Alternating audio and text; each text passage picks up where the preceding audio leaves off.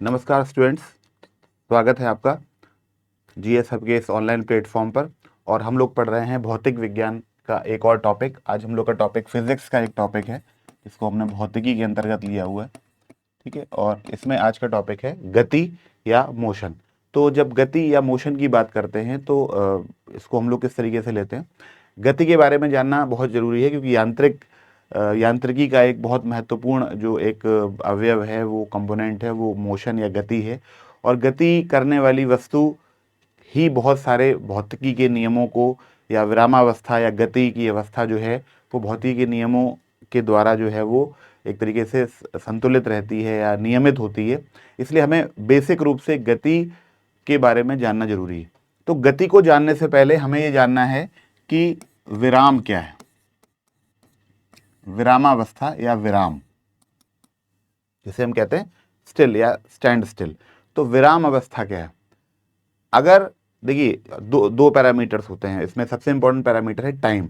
अगर किसी वस्तु की स्थिति में समय के साथ परिवर्तन नहीं हो रहा है तो हम ये कहते हैं कि वो वस्तु किस में है, वो वस्तु विराम अवस्था में है। यानी समय के साथ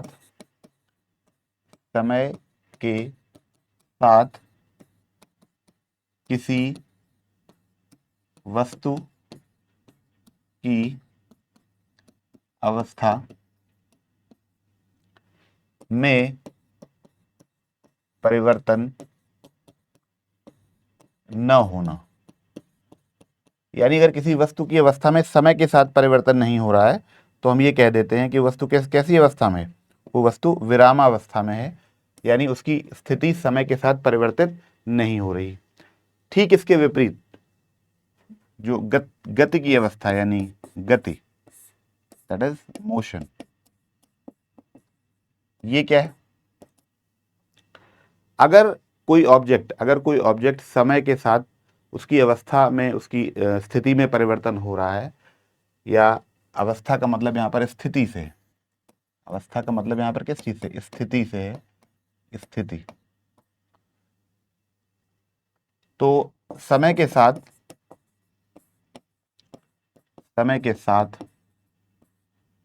किसी वस्तु की स्थिति, दैट मीन्स स्थिति की अवस्था की बात हो रही है। तो स्थिति में परिवर्तन होना, ये जो है ये कहलाता है गति की अवस्था। यानी समय के साथ अगर परिवर्तन किसी वस्तु की गति में हो रहा, स्थिति में हो रहा है तो वो गति की अवस्था में है। और अगर समय के साथ उसकी स्थिति में परिवर्तन नहीं हो रहा है तो वो विरामावस्था में वो वस्तु कहलाएगी। अब बात करते हैं गति। अगर मैं आपको इस बात को एक एग्जाम्पल देके बताना चाहूँ कि विराम की अवस्था क्या हो सकती है। जैसे मेज पर रखी हुई एक वस्तु, टेबल पर रखी हुई एक बुक जो है वो विराम अवस्था का उदाहरण है। क्यों? इसलिए अगर एग्जाम्पल की बात करें विराम अवस्था की, तो मेज पर रखी पुस्तक। अब इसमें क्या खास बात है, मेज पर रखी पुस्तक, इसका मतलब ये हुआ कि समय के साथ इसकी स्थिति में परिवर्तन नहीं हो रहा है, और वो समय के साथ जिस स्थान पर रखी गई थी वो उसी स्थान पर रखी हुई है, तो वो विराम अवस्था है। अगर बात करें गति की अवस्था की, इसके एग्जाम्पल की बात करें तो इस ब्रह्मांड में जो भी वस्तु है वो किसी न किसी के सापेक्ष गति की अवस्था में है। तो हम अगर बात करें गति की अवस्था की तो कोई भी दौड़ता हुआ या चलता हुआ व्यक्ति या वाहन, ठीक, और कुछ भी आप जो भी चीज मूवेबल है उसका उदाहरण आप दे सकते हैं। अब यहाँ पर एक समझने वाली बात क्या है, जो इम्पोर्टेंट पॉइंट है वो क्या है? इम्पोर्टेंट पॉइंट ये है कि जब हम बात करते हैं गति की, किसकी बात करते हैं? मोशन। जब हम बात करते हैं मोशन की या गति की, तो यहाँ पर ये ध्यान रखने वाली बात है कि जो गति होती है, जो गति है वो एक सापेक्ष शब्द है। कैसा शब्द है? सापेक्ष जो है वो राशि, या आप कह सकते हैं सापेक्ष गुण है। गति जो है वो एक सापेक्ष गुण है, एक रेफरेंस पॉइंट है। दैट मीन्स कोई कोई भी ऑब्जेक्ट गति की अवस्था में है तो वो किसी न किसी के सापेक्ष गति की अवस्था में होता है। इसका क्या मतलब हुआ? इसका सीधा सा मतलब ये हुआ कि गति एक रिलेटिव या सापेक्ष या रेफरेंशियल क्वालिटी है, उसका गुण है। यानी कोई वस्तु अगर गतिमान है तो वो किसी न किसी रेफरेंस के सापेक्ष गतिमान होती है। फॉर एग्जाम्पल मैं आपको बताऊं, जैसे एक ट्रेन गति कर रही है, जैसे ट्रेन की गति है, ट्रेन की गति है। अब ध्यान से समझिएगा कि कोई ट्रेन गति कर रही है तो प्लेटफॉर्म पर खड़ा हुआ व्यक्ति, अगर हम कह दें कि प्लेटफॉर्म पर खड़ा व्यक्ति अगर इसको ऑब्जर्व करे, ट्रेन एक गति कर रही है और एक व्यक्ति प्लेटफॉर्म पर खड़ा हुआ है और वो ट्रेन उसके सामने से उस प्लेटफॉर्म से गुजर जाती है, मान लीजिए उसका वहां पर स्टॉपेज नहीं है, तो इस व्यक्ति को ये ट्रेन जो है वो गति करती हुई दिखाई देगी, यानी मूव करती हुई दिखाई देगी। यानी इस व्यक्ति के सापेक्ष ये ट्रेन जो है वो क्या है? गतिमान है। प्लेटफॉर्म पर खड़े हुए व्यक्ति के लिए यह ट्रेन क्या है? गतिमान है। परंतु अगर कोई व्यक्ति ट्रेन में बैठा हुआ है, ट्रेन में बैठा सहयात्री, ट्रेन में बैठा हुआ सहयात्री, अगर उसकी बात करें तो उसके लिए क्या है? उसके लिए अगर ट्रेन में दो यात्री बैठे हुए हैं और ट्रेन गति कर रही है और ट्रेन में दो यात्री बैठे हुए हैं, तो उन दोनों की आपस में जो पोजीशन है वो रिलेटिवली क्या है? विरामावस्था में। अगर दो व्यक्ति एक साथ अगल बगल की सीट पर बैठे हैं और ट्रेन मूव कर रही है, इन दैट केस क्या है? इस स्थिति में जो ट्रेन मूव कर रही है या जो गति कर रही है वो प्लेटफॉर्म पर खड़े हुए व्यक्ति के सापेक्ष तो गतिमान है, लेकिन उन दोनों व्यक्तियों के सापेक्ष जो है वो गतिमान नहीं है। क्यों? क्योंकि वो दोनों सहयात्री या वो व्यक्ति जो है वो ट्रेन के अंदर बैठा हुआ है, तो ट्रेन की गति उसमें बैठे हुए यात्री के सापेक्ष भी जो है वो गतिमान नहीं है, विरामावस्था है। और अगर उसके साथ कोई दूसरा सहयात्री बैठा हुआ है तो उसके सापेक्ष भी उसकी गति शून्य है, या ये कह सकते हैं कि विरामावस्था में। अब यहाँ पर समझने वाली बात ये, मैंने आपको शुरुआत में ही बताया कि मोशन या जो गति है वो एक सापेक्ष भौतिक राशि है या सापेक्ष भौतिक गुण है, जिसके हिसाब से क्या है कि अगर कोई वस्तु गतिमान है तो उसका एक निश्चित क्या होगा? एक रेफरेंस होगा। गतिमान वस्तु एक निश्चित रेफरेंशियल वस्तु के सापेक्ष गतिमान होगी और स्थिर वस्तु जो है वो समय के सापेक्ष अपनी स्थिति में परिवर्तन नहीं करेगी। तो मैंने आपको बताया, इसलिए गति को हमेशा कैसा लेना है? गति को एक सापेक्ष गुण के आधार पर ही लेना है। और इसको जो है हम लोग जब इसकी बात करते हैं, एक सापेक्षिक अवस्था है, गति जो है वो एक सापेक्षिक अवस्था है। एक दूसरे के सापेक्ष में अगर कोई पिंड गतिमान है तो ये देखते हैं किसी की वो बिंदु जो है उस व्यक्ति के सापेक्ष क्या कितनी डिस्टेंस या क्या दूरी तय कर रहा है या मूवमेंट कर रहा है समय के सापेक्ष, ये नहीं कर रहा है। जैसे फॉर एग्जाम्पल एक बिल्डिंग है, एक बहुमंजिला इमारत है, उस बहुमंजिला इमारत में बहुत सारे क्लासरूम्स हैं। तो अगर स्टूडेंट्स जो हैं वो एक क्लास से दूसरी क्लास में आते हैं, एक स्कूल इमेजिन कर लीजिए आप कि एक स्कूल है जो कि एक मल्टी स्टोरीड है और उस स्कूल में कक्षाएं जो हैं अलग अलग लेवल पर जाकर किसी विषय विशेष की कक्षाएं होती हैं और स्टूडेंट को वहाँ जाना पड़ता है। तो है क्या, अगर उसी बिल्डिंग के अंदर मोशन हो रहा है, अगर उसी बिल्डिंग के अंदर छात्र गति कर रहे हैं, तो वो अपने क्लासरूम के सापेक्ष, मान लीजिए एक क्लासरूम ए है और उनको ए क्लासरूम से बी क्लासरूम में जाना है, ठीक है। और ए क्लासरूम जो है वो फर्स्ट फ्लोर पे है और बी क्लासरूम जो है वो सेकंड फ्लोर पे। अब समझिएगा ध्यान से। तो अब जब उसी क्लास के अंदर बच्चों को रीशफल किया जाता है, यानी आगे की सीट पर बैठे हुए व्यक्ति को पीछे कर दिया जाए, पीछे बैठे व्यक्ति को आगे कर दिया जाए, तो उस क्लास के सापेक्ष दोनों विराम अवस्था में है। क्यों? क्योंकि वो एक ही क्लास में, लेकिन अपनी सीट के सापेक्ष वो क्या है? वो गति अवस्था में है या गतिमान कहे जाएं। क्यों? क्योंकि उनकी पोजीशन अब अपनी सीट की स्थिति से बदलकर, अगली सीट से बदलकर पिछली सीट पर पहुंच गई। लॉजिक समझ में आ रहा है? इसका सीधा सा मतलब क्या हुआ? इसका सीधा सा मतलब ये हुआ कि एक बिंदु के सापेक्ष वो गतिमान है और एक बिंदु के सापेक्ष स्थिर है। क्लास के सापेक्ष वे दोनों स्थिर हैं क्योंकि एक ही क्लास में है, चाहे आगे बैठे या पीछे बैठे। लेकिन अपनी सीट के सापेक्ष, अगली किसी भी एक सीट, चाहे अगली या पिछली, उसको एक बार में एक मानक लेंगे, तो अगली सीट के सापेक्ष देखा जाए तो जो आगे से पीछे गया वो गतिमान हुआ, उसमें गति हुई, और जो पीछे से आगे आया उसके सापेक्ष उसमें भी गति हुई। इसका मतलब ये हुआ कि अब वो दोनों गतिमान है, लेकिन एक रेफरेंस पॉइंट चाहिए, और वो रेफरेंस पॉइंट एक बार वो सीट या बेंच है और दूसरी बार क्लासरूम।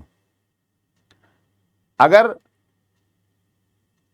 बच्चे जो है क्लास ए क्लासरूम से बी क्लासरूम में जाते हैं और ये फर्स्ट फ्लोर पे है और ये सेकंड फ्लोर पे, तो ए के सापेक्ष अगर कोई बच्चा बी में जाता है तो वो गतिमान हो गया, यानी ए क्लास से निकलकर वो बी क्लास में गया, तो ए के सापेक्ष वो बी तक मूवमेंट उसने किया तो क्या हो गया, गतिमान हो गया। लेकिन अगर बात करें उस पूरे प्रेमिसेस की, उस पूरे बिल्डिंग की, तो वो छात्र अभी भी वो छात्र चाहे एक है या दो हैं, चार हैं, जो भी मूव कर रहे हैं, वो छात्र अभी भी उसी प्रेमाइसेस के अंदर, उसी बिल्डिंग के अंदर हैं, उसी एक इमारत के अंदर है। दैट इज वाई उस इमारत के सापेक्ष उनकी गति शून्य है, चाहे वो पहले माले से, चाहे वो पहले फ्लोर से, फर्स्ट फ्लोर से सेकंड फ्लोर पे जाएं या थर्ड पे जाएं या फोर्थ पे जाएं, लेकिन उस बिल्डिंग के सापेक्ष वो सब स्थिर हैं, यानी वो गतिमान नहीं। लेकिन अगर एक कक्षा का दृष्टिकोण लिया जाए, एक क्लास को रेफरेंस लिया जाए, तो दूसरे या तीसरे या चौथे फ्लोर पर जाना गति की अवस्था में आ जाएगा। लेकिन अगर रेफरेंस पॉइंट हम पूरी बिल्डिंग को लें या पूरी इमारत को लें स्कूल की, तो क्या होगा, उनकी गति शून्य मानी जाएगी, या वो ऐसा माना जाएगा कि उन्होंने गति नहीं करी। तो मैंने आपको एक समझाने का प्रयास किया कि कैसे हम लोग जो गति की अवस्था है उसको हम लोग किस तरीके से टैकल करेंगे, या कैसे हम मानेंगे कि कोई वस्तु गति की अवस्था में है या नहीं है। हम इस आधार पर उसको गति की अवस्था में मानेंगे कि वो किस रेफरेंस पॉइंट के सापेक्ष गति कर रही है। आप यहाँ से स्कूल जाते हैं, अपने कॉलेज जाते हैं, ऑफिस जाते हैं, किसी भी कार्य से जाते हैं, तो अपने घर के सापेक्ष आपने एक निश्चित दूरी तय करी, और आप गतिमान थे, तो आप अपने घर से 5 किलोमीटर दूर अपने किसी स्कूल या विद्यालय या ऑफिस में पहुंचे। ठीक अब ये जो दूरी आपने तय करी, या ये आपने जो गति की करी, वो अपने घर के सापेक्ष करी, ठीक है ना। लेकिन अगर आप अपने घर में ही गति कर रहे हैं, घर में ही ऊपर नीचे जा रहे हैं, अपने फ्लोर पे, सेकंड फ्लोर पे जा रहे हैं, थर्ड फ्लोर पे जा रहे हैं, ग्राउंड फ्लोर पे आ रहे हैं, और गति लगातार कर रहे हैं, हो सकता है वो गति का अगर ओवरऑल उसकी लेंथ मेजर करी जाए तो वो 3 या 5 किलोमीटर के बराबर ही हो जाए। लेकिन क्योंकि आप अपने घर के सापेक्ष अपने घर में ही हैं, तो घर के सापेक्ष आपको विराम अवस्था में माना जाएगा, या ऐसा माना जाएगा कि आप गति की अवस्था में नहीं। तो ये कुछ ऐसे रेफरेंशियल पॉइंट्स हैं जो मैं आपको समझाना चाह रहा था कि कैसे मानेंगे कि कोई वस्तु गतिमान है या नहीं है। सीधी सी बात है कि गति जो है वो एक सापेक्ष भौतिक गुण है, और किसी वस्तु के सापेक्ष ही हम ये तय करते हैं कि वस्तु गतिमान अवस्था में है या नहीं है। अब इसको और आगे समझने के लिए हम लोग कुछ गति के कुछ बेसिक प्रकार भी जानेंगे हम लोग, जो कि थोड़े से महत्वपूर्ण हैं। अगर आप उनको समझेंगे तो आपको समझ में आएगा। तो गति के प्रकार, that is types of motion, यानी गति के प्रकार। अब इसमें देखिए, इसको हम लोग किस पॉइंट के बेसिस पे समझेंगे गति के प्रकार को, देखिए ध्यान से। कुछ बेसिक प्रकार मैं आपको बता रहा हूं, जैसे सरल रेखीय गति,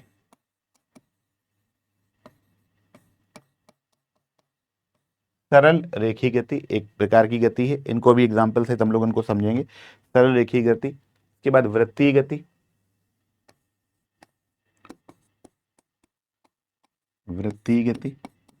जिसे हम कहते हैं सर्कुलर मोशन,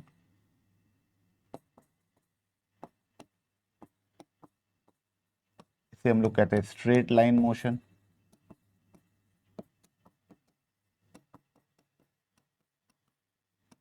इसके बाद आ जाए,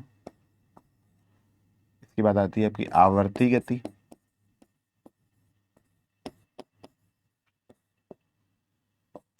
इसे हम कहते हैं पीरियोडिक मोशन,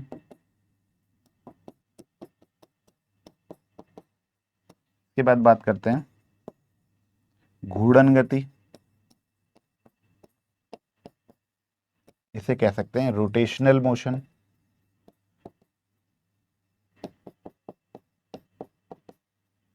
इसके बाद बात करते हैं अगले प्रकार की गति की, जिसे हम कहते हैं जिसे हम कह सकते हैं दोलन गति या ऑसिलेटरी मोशन।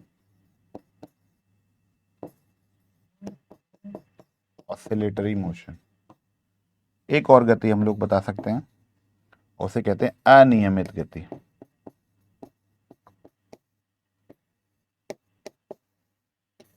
जिसे हम कहते हैं इर्रेगुलर मोशन।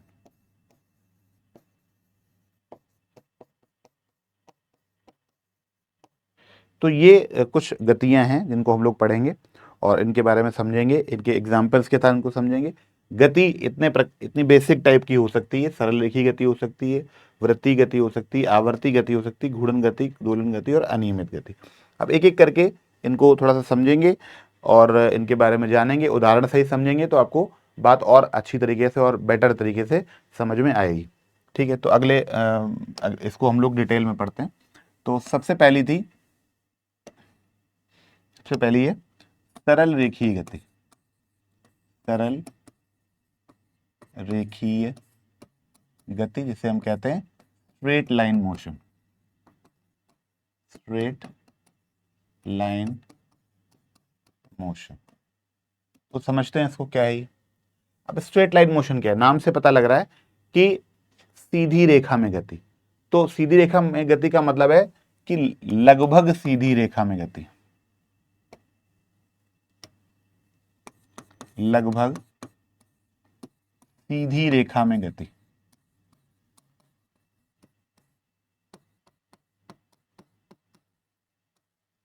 यानी अगर कोई ऑब्जेक्ट स्ट्रेट लाइन में गतिमान है, अगर कोई ऑब्जेक्ट स्ट्रेट लाइन में सीधी रेखा में गतिमान है, जो कि लगभग सीधी रेखा हो, तो हम उसे कह देते हैं कि क्या है ये एक सरल रेखीय गति है। आप इसको ऐसे भी समझ सकते हैं कि एक्चुअली सरल रेखीय गति में क्या हो सकता है। सरल रेखीय गति की एक खास बात मैं आपको बताता हूँ कि इसमें ऐसा नहीं है कि जो वस्तु गतिमान है वो सदैव सरल रेखा में ही रहेगी, लेकिन उसके पथ का एक भाग जो है वो सरल रेखीय हो सकता है। जैसे कोई सड़क है, स्ट्रेट है, अगर कोई सड़क है आपके घर के सामने से, कोई सीधी सड़क जाती है, आपके कॉलेज के सामने से कोई सीधी सड़क जाती है, तो जब वो सीधी सड़क जा रही है तो जितनी दूर तक हमको दिखाई पड़ रही है या हमारी एक सामान्य दृष्टि है, वहां तक वो स्ट्रेट रोड है। तो अगर उस पर कोई वाहन चल रहा है तो हम उसकी गति को कह सकते हैं कि वो स्ट्रेट लाइन मोशन। ऐसे ही प्लेटफॉर्म पर गाड़ी आती है, प्लेटफॉर्म पर ट्रेन आती है, रेलगाड़ी आती है, तो प्लेटफॉर्म पर जब वो आती है तो आपको सीधी आती हुई दिखाई देती है और जाती है तो सामान्यतः सीधी जाती हुई ही दिखाई देती है। तो जितना पाथ उसका स्ट्रेट लाइन है, उस दौरान जो वो गति कर रही है, जो स्ट्रेट लाइन पाथ पर जो गति हो रही है, जो सीधी रेखा में जो गति हो रही है, लगभग सीधी रेखा में जो गति हो रही है, वही जो है इसका एग्जाम्पल भी है। जैसे तो हम इसको ऐसे कह सकते हैं कि सीधी सड़क पर चलता वाहन और सीधी पटरियों पर चलती ट्रेन। ये बात मैं आपको क्यों बता रहा हूं, ये दोनों एग्जाम्पल मैं आपको थोड़ा सा इलेबोरेट इसलिए कर रहा हूं क्योंकि ऐसा नहीं है कि वो सड़क कभी जाकर मुड़ेगी नहीं, वो सड़क कहीं जाकर मुड़ेगी, लेकिन तब तक हमारा जो पाथ है, वो जो हमें दिखाई दे रहा है, जो हम महसूस कर पा रहे हैं या जो हम अनुभव कर पा रहे हैं, वो पाथ स्ट्रेट लाइन पार हो चुका होगा। ऐसे ही ऐसा नहीं है कि ट्रेन में भी मोड़ होते हैं, ट्रेन की पटरियां भी, रेल्स भी जो है वो मुड़ती हैं, तो वो एक निश्चित, लेकिन ड्यूरिंग एक जनरल फिनोमिनन है कि during the train when coming on platform, यानी जब ट्रेन प्लेटफॉर्म पर आती है, during that particular type of motion, जहां आपको ट्रेन का इंजन दिखाई देता है और पूरी ट्रेन आपके सामने सीधी रेखा में गुजर जाती है, केवल उतने पाथ की बात हो रही है, वो पाथ एक स्ट्रेट लाइन मोशन है। आपके सामने से सीधा वाहन, सीधी सड़क निकली है और उस पर कोई वाहन निकल जाता है, कोई दौड़ता हुआ खिलाड़ी निकल जाता है, कोई भी कोई जानवर हो सकता है, कुछ भी जो सामने से सीधा निकल जा रहा है और उस सीधी रोड को ही फॉलो कर रहा है, इन दैट केस वो मोशन कैसा हो जाएगा, स्ट्रेट लाइन मोशन हो जाएगा। वेरी, इसको समझते हैं। अब आ जाते हैं दूसरी गति पे, जो है हमारी वृत्तीय गति। दूसरी गति कौन सी थी, वृत्तीय गति या सर्कुलर मोशन। अगर परिभाषित करें इसको एक लाइन में तो क्या कहेंगे, अगर इसको परिभाषित करें एक लाइन में तो हम कहेंगे वृत्ताकार मार्ग, वृत्ताकार मार्ग पर गतिमान वस्तु की गति। यानी अगर किसी वृत्ताकार मार्ग, या इसको पथ भी कह सकते हैं, किसी वृत्ताकार पथ पर गतिमान वस्तु की गति को क्या कह देते हैं, क्या कह देते हैं, वृत्तीय गति कहते हैं, सर्कुलर मोशन कहते हैं। अब यहां पर एक समझने वाली बात यह है कि जैसे हमने वहां कहा था कि स्ट्रेट लाइन, जैसे हमने वहां बोला था कि स्ट्रेट लाइन का मतलब लगभग स्ट्रेट लाइन, वैसे ही वृत्ताकार मार्ग का मतलब भी लगभग वृत्ताकार मार्ग से ही है। यानी लगभग वृत्ताकार मार्ग अगर है तो उसकी गति को हम वृत्ताकार गति कहते हैं। जैसे स्टेडियम होता है, अब जैसे एक खिलाड़ी जो है स्टेडियम के चारों ओर चक्कर लगा रहा है, now that particular circular path is not radially और diametrically same in all the you can say direction. कहने का मतलब ये है कि ऐसा जरूरी नहीं है कि उस वृत्ताकार मार्ग की त्रिज्या और व्यास जो है हर जगह समान हो, थोड़ा बहुत फर्क हो सकता है। जैसे कोई स्टेडियम होता है, आप भी जानते हैं क्रिकेट स्टेडियम है, फुटबॉल स्टेडियम है, या कोई भी सर्कुलर फॉर्म का स्टेडियम है, तो कई बार क्योंकि क्रिकेट ज़्यादा प्रचलित खेल है तो मैं आपको बताऊं, कई बार आपने गौर किया होगा कि किसी एक डायरेक्शन की बाउंड्री बड़ी होती है और एक डायरेक्शन की बाउंड्री छोटी होती है। ऐसा क्यों होता है, क्योंकि वो एग्जैक्टली गोल नहीं, वो लगभग गोल है और एग्जैक्टली गोल नहीं। ऐसे किसी भी स्टेडियम का जो पाथ होता है, अभी ओलंपिक गेम्स चल रहे हैं पेरिस में, तो आप देखिए जो एथलेटिक्स एरिना होता है उसमें जो सर्कुलर जो स्टेडियम होता है वो मतलब कहने का मतलब वो सर्कुलर शेप में होता है। उस पर जो पाथ होता है, जो जहाँ पर खिलाड़ी दौड़ते हैं या सारे स्प्रिंटिंग खासकर होती है, आप देखिए वो सर्कुलर पाथ का होता है, उस पर खिलाड़ी जो दौड़ता है वो सर्कुलर मोशन ही कहलाती है।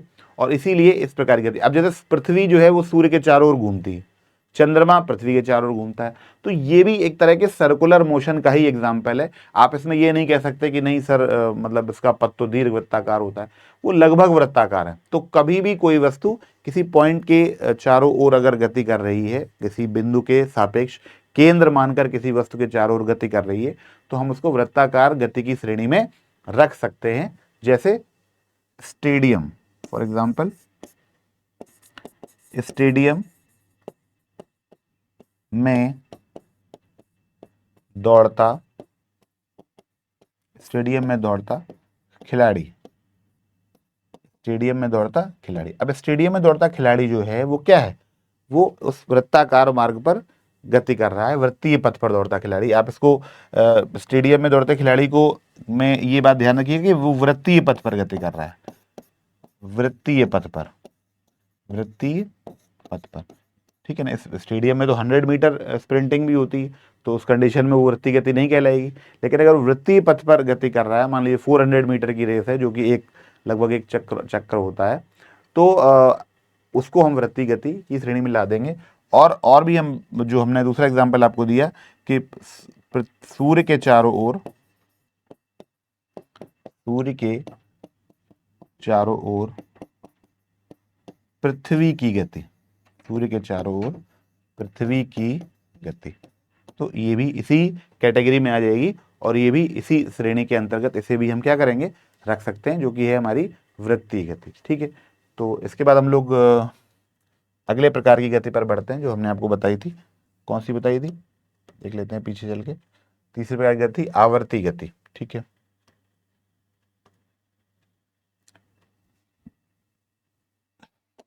आवर्ती गति की बात करते हैं। आवर्ती गति, आवर्ती गति या पीरियोडिक मोशन। अब इसको समझेंगे आवर्ती गति को, जैसा कि आपको नाम से ही स्पष्ट हो रहा है कि आवर्ती गति का मतलब क्या हुआ, आवर्ती गति का मतलब हुआ आवर्त में होने वाली गति, या जब कोई वस्तु एक निश्चित समयांतराल में बार बार अपने पथ को दोहराती है तो उसे कहते हैं आवर्ती गति। लिखिए, ध्यान से समझेंगे इसको। एक निश्चित समयांतराल, एक निश्चित समयांतराल में अपनी स्थिति या गति की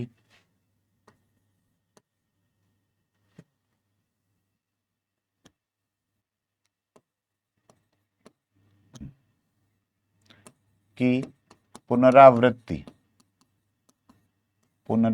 होना।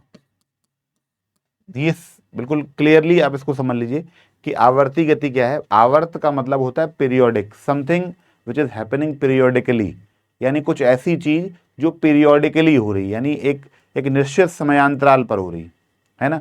तो जितनी भी पीरियोडिक गति हैं वो एक निश्चित समयांतराल पर होती हैं और वो एक निश्चित चीज को एक फॉलो करती हैं या एक निश्चित पथ को फॉलो करते हुए एक निश्चित मूवमेंट पर ही वो गति बार बार रिपीट होती। अब ऐसी जितनी भी गतियां हैं वो सारी की सारी आवर्ती गति कहलाती हैं। और इसका बेस्ट एग्जाम्पल है, एग्जाम्पल से आपको समझ में आएगा, घड़ी की सुइयों की गति। घड़ी की सुइयों की गति, अब समझिए ध्यान से कि घड़ी की सुइयों की गति, इसका उदाहरण कैसे हो। क्योंकि आप देखिए कि घड़ी की अगर जो एनालॉग वॉचेस हैं उनमें क्या होता है कि 1 सेकेंड की सुई होती है, 1 मिनट की और 1 घंटे की। तो क्या होता है कि हर एक सुई, 1 सेकेंड की सुई हर 60 सेकेंड बाद एक निश्चित अपने प्रारंभिक बिंदु पर आ जाती है। जैसे मान लीजिए कोई सुई 12 से चलना शुरू करती है, तो अगर सेकेंड की सही शुरुआत करें तो जब सेकेंड वाली सुई 12 से चलकर पुनः 12 पर आ जाती है तो 1 मिनट हो जाता है, फिर आती है तो 2 मिनट हो जाते हैं, फिर आता है तो 3 मिनट हो जाता है। ऐसे करके लगातार हर 1 मिनट यानी 60 सेकेंड पर ही वह जो सेकेंड वाली जो सुई है वो एक निश्चित अंक तक पहुंच जाती है। अगर आपने 12 को रेफरेंस माना हुआ है तो 12 को ले सकते हैं। ऐसे ही जो मिनट वाली सुई है, यानी एक मिनट में वो सुई वहीं से सेकेंड वाली सुई जो है वापस वहीं पर उसी बिंदु पर पहुंच जाती है और लगातार गति करती रहती है। ऐसे ही मिनट वाली सुई है, वो अगर उसकी बात करें तो वो हर 1 घंटे में 12 पे पहुंच जाएगी, क्योंकि वो 60 मिनट का अपना एक राउंड तय करती है। ऐसे ही घंटे वाली सुई हर 12 घंटे में 12 पे पहुंच जाएगी, यानी वो क्योंकि उसका एक पूरा चक्र 12 घंटे के बराबर हुआ। तो कुल मिलाकर एक तीनों ही तरह की, आप देखिए तीनों ही तरह की जो सुइयां हैं वो क्या कर रही हैं, वो एक निश्चित समयांतराल में बार बार एक निश्चित पोजीशन पर पहुंच रही हैं। और ये बहुत अच्छा उदाहरण है किस बात का कि वो आवर्ती गति कर रही हैं। किस बात का उदाहरण है कि वो आवर्ती गति कर रही है, क्योंकि इसमें समय का जो है बहुत बड़ा जो है एक समयांतराल जो है वो निश्चित है, निश्चित समयांतराल। ये जो बात लिखी हुई है निश्चित समयांतराल, ये पॉइंट करने वाली बात है। तो निश्चित समयांतराल में अगर कोई पथ बार बार फॉलो हो रहा है तो वो कहलाएगा आपका आवर्ती गति। ऐसे ही बात करते हैं अगली गति की, जो कि है हमारी, इसको एक साथ पढ़ लेते हैं क्योंकि ये इससे मिलती जुलती हुई है। दोलन गति या ऑसिलेटरी मोशन।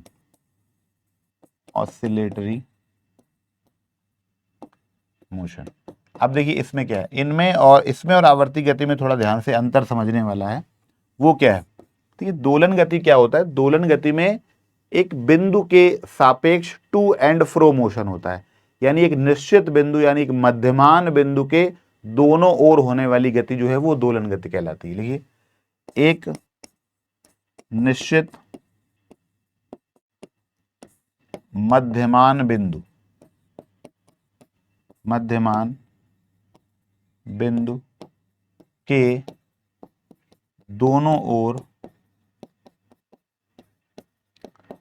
होने वाली गति। अब समझिए ध्यान से, यानी यहां पर क्या है, यहां पर एक पॉइंट है जो कि एक मिड पॉइंट है, एक मध्यमान स्थिति है, एक मिड पोजीशन है, और उसके दोनों ओर हमारा ऑब्जेक्ट जो है वो मूव कर रहा है, टू एंड फ्रो जैसे इंग्लिश में कहते हैं, टू एंड फ्रो, यानी to and fro from a mid position, ठीक है। और जैसा कि इस बात को कहने से ही आपको पता लग रहा होगा कि हम किस बारे में बात कर रहे हैं।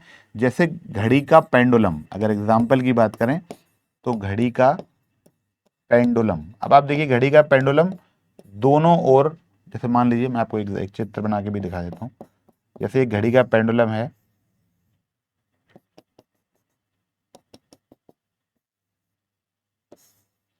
तो ये एक हमारा मध्यमान पोजीशन है, ये जो बीच वाली पोजीशन है। इसके अलावा बाकी दोनों पोजीशन जो है, पहले वो यहाँ से यहाँ जाएगा, फिर यहाँ जाएगा, फिर यहाँ आएगा, ये एक दोलन कंप्लीट हो गया। अब है क्या कि ये अपनी एक निश्चित मध्यमान स्थिति के दोनों ओर, लेफ्ट और राइट, लेफ्ट और राइट, इसमें एक निश्चित समय में जा रहा है और निश्चित दूरी तय कर रहा है और पुनः अपनी स्थिति को रिपीट कर रहा है। तो इस तरह का मोशन जो है वो क्या कहलाएगा, आपका दोलन गति कहलाएगा या ऑसिलेटरी मोशन कहलाएगा। अगर एक घरेलू एग्जाम्पल की बात करें तो आप कह सकते हैं झूले की गति, झूले की गति। यहाँ पर एक थोड़ा सा रेफरेंस पॉइंट, एक चीज ध्यान रखने वाली ये है कि झूले की गति की खास बात ये है कि झूले की गति में अगर हम लगातार उसमें बल नहीं लगा रहे हैं तो वायु के घर्षण के कारण उसके आयाम छोटे हो सकते हैं, लेकिन इंपॉर्टेंट बात यह है कि जो भी आयाम होंगे वो दोनों दिशाओं में बराबर होंगे। अगर उसके दोलन का आयाम कम भी हो रहा है तो समय के साथ दोनों तरफ ही समान गति होगी, अगर कम हो रहा है तो दोनों तरफ कम होगा, और बढ़ रहा है अगर आप उसमें बल लगाएंगे, पेंग बढ़ाएंगे, तो उतना ही अनुपात में वो लगातार जो एक तरफ आयाम है वो बढ़ता जाएगा। बल न लगाने की स्थिति में वो आयाम घटता जाएगा। इंपॉर्टेंट बात यह है कि आयाम रहेगा दोनों तरफ बराबर ही। तो झूले की गति को भी हम दोलन गति का उदाहरण कह सकते हैं। और पेंडुलम, क्योंकि पेंडुलम जो है वो लगातार गति करता रहता है, जो भी मैकेनिकल वॉच होती है उनमें लगातार गति करता रहता है। और कुछ अब आजकल जो क्वार्ट्ज आ रही है जिनमें सेल्स का प्रयोग होता है, तो जब तक सेल से उसको ऊर्जा प्राप्त हो रही है तब तक वो गति करता रहता है। लेकिन खासियत यही है कि दोनों तरफ गति करता है, टू एंड फ्रो गति करता है फ्रॉम द मिड पोजिशन। तो ये अपने आप में एक महत्वपूर्ण बात है जो आपको ध्यान रखनी। तो ये हो गई आपकी दोलन गति। अगले पॉइंट पे आ जाए हम लोग, या अगले टाइप के मोशन पे आ जाएं, और वो है हमारा घूर्णन गति। कौन सी गति है? घूर्णन गति। घूर्णन गति या रोटेशनल मोशन।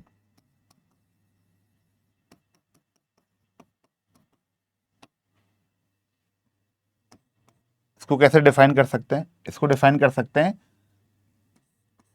अपने अक्ष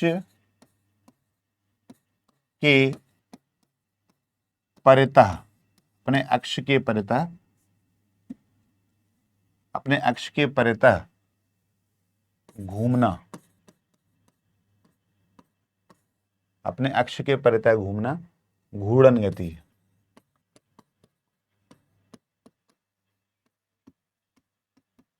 यानी अगर कोई ऑब्जेक्ट अगर है, कोई ऑब्जेक्ट अगर अपने अक्ष के परितः घूम रहा है, मतलब समझ रहे हैं आप? अक्ष के परितः घूमने का मतलब ये है कि वो उसकी स्थिति में परिवर्तन हो या ना हो वो सेकेंडरी बात है, लेकिन वह अपने अक्ष के चारों ओर घूम रहा है, यानी एक अक्ष के परितः लगातार घूर्णन गति कर रहा है। तो इसका एग्जाम्पल सबसे अच्छा हो सकता है, सबसे अच्छा एग्जाम्पल इसका हो सकता है लट्टू की गति। लट्टू की गति यानी पिन जो टॉप होता है उसका मोशन की बात कर रहे हैं। लट्टू की गति इसका उदाहरण है। और अपने अक्ष के परितः घूमने वाली हर एक ऑब्जेक्ट, हर एक वस्तु जो है वो इसका उदाहरण रोटेशनल। जैसे पृथ्वी भी अपने अक्ष के परितः घूमती है, और अक्ष के परितः घूमने की गति को क्या कहते हैं बताएं आप सब लोग? पृथ्वी जब अपने अक्ष के परितः घूमती है तो इस प्रकार की गति को क्या कहते हैं? इस प्रकार की गति को कहते हैं परिभ्रमण। क्या कहते हैं? परिभ्रमण।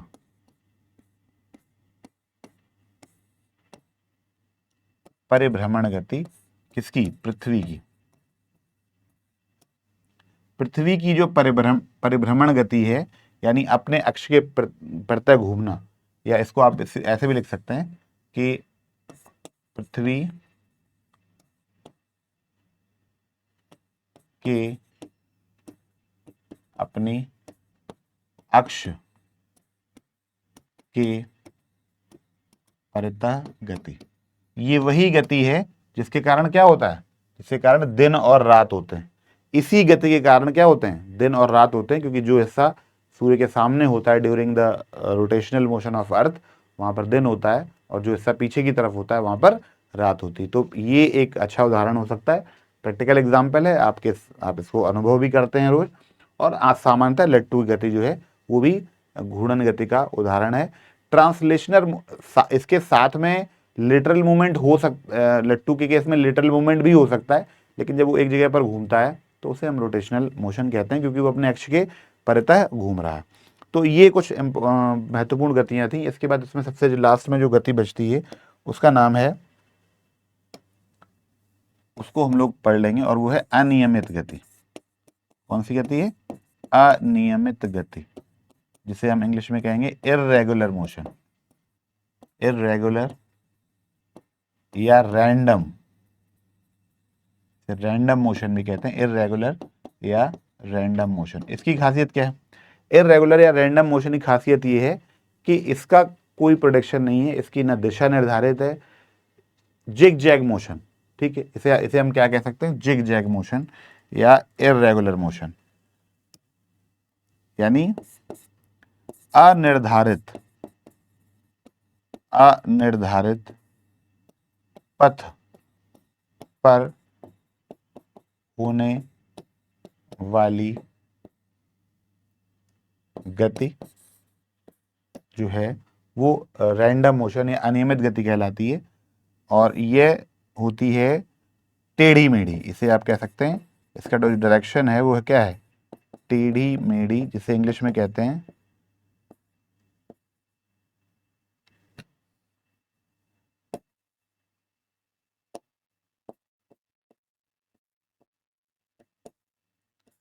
इसे जिग जैग कहते हैं, इंग्लिश में क्या कहते हैं, जिग जैग मोशन।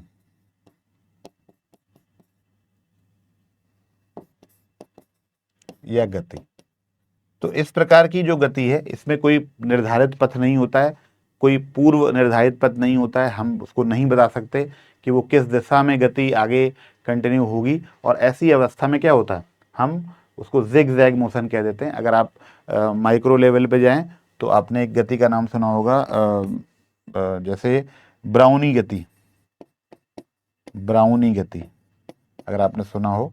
ब्राउनी गति क्या होती है, जो डस्ट पार्टिकल्स होते हैं अगर आप उनको देखें कभी, जैसे छत में या किसी हायर ऑब्जेक्ट में कहीं पर एक छेद हो, एक छिद्र हो, एक होल हो, और वहाँ से प्रकाश की किरण आती हो, तो आपको उसमें बहुत सारे छोटे छोटे पार्टिकल्स जो है वो मूव करते हुए दिखाई देंगे। अब ऐसी कंडीशन में आप ध्यान से देखेंगे, पहले समय पे जब कच्चे मकान हुआ करते थे तो उनके वेंटिलेशन के लिए छत पर एक छोटा सा होल किया जाता, तो क्या होता था, वहाँ से जब सूर्य का प्रकाश आता था तो एक सूर्य की प्रकाश की एक किरण, एक मोटी सी जो है वो प्रकाश जो है वो नीचे उस कमरे में आता था। तो उस कमरे में जब आप ध्यान से देखते होंगे तो उस लाइट वाले पोर्शन में बहुत सारे कणों का मूवमेंट दिखाई देता, और वो जो कण का मूवमेंट है वो सबसे पहले ब्राउन जो महोदय हैं उन्होंने पकड़ा था ये, कि हाँ कण इस तरीके से, चाहे वो डस्ट पार्टिकल हो, चाहे वो किसी और तरह का पर्टिकुलेट मैटर हो, वो जिग जैग मोशन करता है, वो किसी भी डायरेक्शन में मूव करता है। तो ये एक तरीके की ब्राउनी गति जो है वो इसका उदाहरण है। और अगर हम घरेलू उदाहरण की बात करें तो हम कह सकते हैं जो हमारी हाउस फ्लाई होती है, घरेलू मक्खी होती है, तो घरेलू मक्खी की गति, घरेलू मक्खी की गति को भी आप कह सकते हैं। हाउस फ्लाई जब उड़ती है तो ये नहीं पता होता है कि किस डायरेक्शन में जाएगी, तो ये इर्रेगुलर मोशन है जिसका कोई पथ निर्धारित नहीं। अगर आप इसको थोड़ा और बेटर तरीके से समझना चाहें तो जैसे हॉकी या फुटबॉल का प्लेयर होता है, एक हॉकी या फुटबॉल का एक प्लेयर होता है, फुटबॉल का खिलाड़ी, फुटबॉल या हॉकी के खिलाड़ी की गति, अब यहाँ पे क्या समझने वाली बात है कि फुटबॉल और हॉकी का जो खिलाड़ी होता है, अगर आप इस गेम को फॉलो करते हो तो आपने देखा होगा कि पास से रिलेटेड गेम होता है, यानी एक खिलाड़ी दूसरे को पास देता है, और वो पास जो है वो प्री प्लान नहीं होता है, वो at the same time instantaneous होता है, at the spur of the moment जो है वो क्या होता है, वो खिलाड़ी जो है अपने आप को मूव कराते हैं कि हमें विपक्षी या जो दूसरा जो टीम है उसके गोल में हमें उस बॉल को मारना है, चाहे वो फुटबॉल हो या हॉकी हो। बस ये हॉकी में स्टिक की सहायता से बॉल को ले जाते हैं और फुटबॉल में पैरों की सहायता से ले जाते हैं, अंतर यही है। लेकिन आप देखिए कि खिलाड़ी लगातार अपनी पोजीशंस चेंज करते रहते हैं, कोई अटैकिंग होता है, कोई डिफेंसिव होता है, कोई सेंटर हाफ होता है, कोई इस तरह के, मतलब वो तो पोजीशंस हैं। लेकिन यहाँ पे समझने वाली बात ये है कि कोई भी खिलाड़ी किसी निश्चित दिशा में लगातार मूवमेंट नहीं करता है, या ये नहीं पता होता है कि ये किस दिशा में जाएगा। वो अपनी पोजीशन लगातार बदलता रहता है और जब उसे उचित पास मिलता है तो वो जाकर विपक्षी टीम के गोल में गोल कर देता है। तो आप इसको एज्यूम करिए कि कैसे एक खिलाड़ी, एक हॉकी का खिलाड़ी या एक फुटबॉल का खिलाड़ी जो है मैदान में उसके हॉकी के या फुटबॉल के मैदान में क्या है, भाग रहा है इधर से उधर, और उसको भागते हुए अपना जो गेम है वो खेल रहा है, और उस दौरान उसे खुद नहीं पता है कि अगले मूवमेंट में उसे किस तरफ मुड़ना है। वो depending on the position of ball and other player वो अपनी पोजीशन को चेंज करता है। तो क्योंकि अनियमित है, क्योंकि पूर्व निर्धारित नहीं है, इसीलिए ऐसी सभी गतियां जिनमें गति का पथ जो है वो पूर्व निर्धारित न हो, ऐसी सारी गतियां क्या कहलाती हैं, रैंडम मोशन या अनियमित गति का सटीक और अच्छा उदाहरण है। कौन सी? अनियमित गतियां।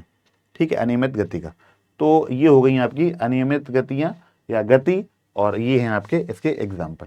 तो हमने कुछ बेसिक टाइप पढ़े किसके, गति के प्रकार की। अब हम लोग कुछ विशिष्ट भौतिक राशियों के बारे में बात करेंगे जो हमें यांत्रिकी में या गति करने के दौरान जो अस्तित्व में आती हैं, या जो गति जो है जिनके आधार पर गति का विशिष्ट यू कैन से उसका क्लासिफिकेशन किया जा सकता है कि किस प्रकार की गति है और उसके कारक या फैक्टर्स क्या क्या हैं। तो अब हम लोग एक करके उन इम्पोर्टेंट राशियों पर आते हैं, और उसी में पहली राशि है हमारी, पहली जो भौतिक राशि है उसका नाम है दूरी या डिस्टेंस। दूरी या डिस्टेंस, अब समझने वाली, अब इसको हम लोग थोड़ा सा समझेंगे पहले, फिर उसके बाद में इसको थोड़ा सा इसके आगे चलेंगे ना। दूरी क्या है? दूरी जो होती है वो किसी, दूरी के बारे में अगर बात करें तो दूरी जो है वो एक तरह से पथ की लंबाई है। जब एक ऑब्जेक्ट मूव करता है, यानी एक ऑब्जेक्ट गति करता है, तो गति की अवस्था जब वो गतिमान होता है तो गतिमान होते समय वो एक बिंदु से दूसरे बिंदु तक जाता है। इस दौरान वो जितनी लंबाई का पथ तय करता है, यानी गति के दौरान, यानी गति के दौरान तय किए गए पथ की कुल लंबाई यानी लेंथ, टोटल लेंथ को दूरी कहते हैं। ठीक, यानी अगर किसी ऑब्जेक्ट में मूवमेंट हो रहा है, वो गति की अवस्था में है, तो क्या करते हैं हम, जब वो गतिमान है और वो गति की अवस्था में है, तो वो एक बिंदु से दूसरे बिंदु तक जा रहा है। अब इस दौरान उसने जितने पाथ को तय किया है, इस दौरान उसने जितना मार्ग तय किया है, उस मार्ग की कुल लंबाई, उस पथ की कुल लंबाई को दूरी कहते हैं। और इसकी खास बात यह है कि ये जो है दूरी यानी डिस्टेंस यानी लेंथ जो क्या है, वो सदैव क्या होती है, धनात्मक होती है। क्या होती है? सदैव धनात्मक होती है। ये एक धनात्मक मतलब धनात्मक एंटिटी है, यानी एक धनात्मक भौतिक राशि है जिसे कहते हैं दूरी। ठीक है, तो दूरी जो होती है वो सदैव, आप इसको ऐसे लिख सकते हैं कि सदैव धनात्मक होती है। ठीक है, दूरी कभी नेगेटिव नहीं हो सकती। क्यों? क्योंकि हम पथ की कुल लंबाई की बात कर रहे हैं। तो ये सदैव क्या है, ये सदैव जो है वो धनात्मक है, और कभी भी ये ऋणात्मक नहीं हो सकती, क्योंकि जब भी दूरी की बात करते हैं तो टोटल लेंथ की बात करते हैं, टोटल लंबाई की बात करते हैं, तो उसमें ऋणात्मक होने का सवाल पैदा नहीं होता है। वो क्योंकि वो ऐड ही होती जाती है, और ऐड जब कोई चीज़ होती जाएगी तो उसमें ऋण का कोई अस्तित्व नहीं। तो ये जो हो गई वो धनात्मक होगी। और अगर इसके बारे में बात करें तो जाहिर सी बात है कि जो दूरी होती है वो उसके कुल पाथ को डिपेंड करती है। एग्जाम्पल के तौर पर अगर मैं आपसे बताऊं, जैसे ये ए है, ये एक बिंदु है ए और ये दूसरा बिंदु है बी। अब अगर हम ए से बी की ओर जा रहे हैं तो हम किसी भी मार्ग से होते हुए जाएं, अगर ए से बी की ओर हम जा रहे हैं तो हम किसी भी मार्ग से होते हुए जाएं और बी तक हम अल्टीमेटली फाइनली जो है वो बी तक पहुंच रहे हैं, यहां पर पहुंच रहे हैं। अब देखेंगे हम लोग इसको कि ए से बी की ओर हम लोग पहुंच रहे हैं। अब इस दौरान उसने कई बार अपना मार्ग बदला है, कई बार उसने अपनी दिशा बदली है। इसी ऑब्जेक्ट ने कभी इस तरफ मूवमेंट कर रहा है, कभी इस तरफ कर रहा है, कभी फिर इस तरफ कर रहा है, फिर इस तरफ कर रहा है, फिर इस तरफ कर रहा है, फिर इस तरफ कर रहा है, और लगातार आप देखिए कि दिशा विशा सब उसकी बदलती जा रही है, लेकिन अल्टीमेटली ए जो है वो बी पर पहुंचा जा रहा है, ए जो है वो बी पर पहुंचा जा रहा है। तो इस दौरान ये जो टोटल लेंथ कवर्ड की गई, टोटल लेंथ कवर्ड, इसको ये जो टोटल लेंथ कवर्ड है, टोटल लेंथ कवर्ड, यही हमारी क्या है, यही है हमारी डिस्टेंस। अब आप समझ सकते हैं कि इसके नेगेटिव होने का तो कोई सवाल ही नहीं, ये तो पॉजिटिव ही होगी। क्यों?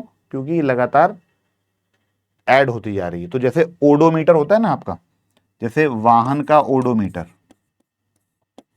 वाहन का ओडोमीटर, ओडोमीटर वो होता है जिसमें वो डिस्टेंस बताता है आपको कि आपने कितनी डिस्टेंस तय करी है। तो ओडोमीटर क्या है? ओडोमीटर आपको डिस्टेंस बताता है, दूरी बताता है कि कितनी दूरी तय करी है आपके वाहन ने। तो जो वाहन का ओडोमीटर है वो दूरी बताता है। क्या बताता है? दूरी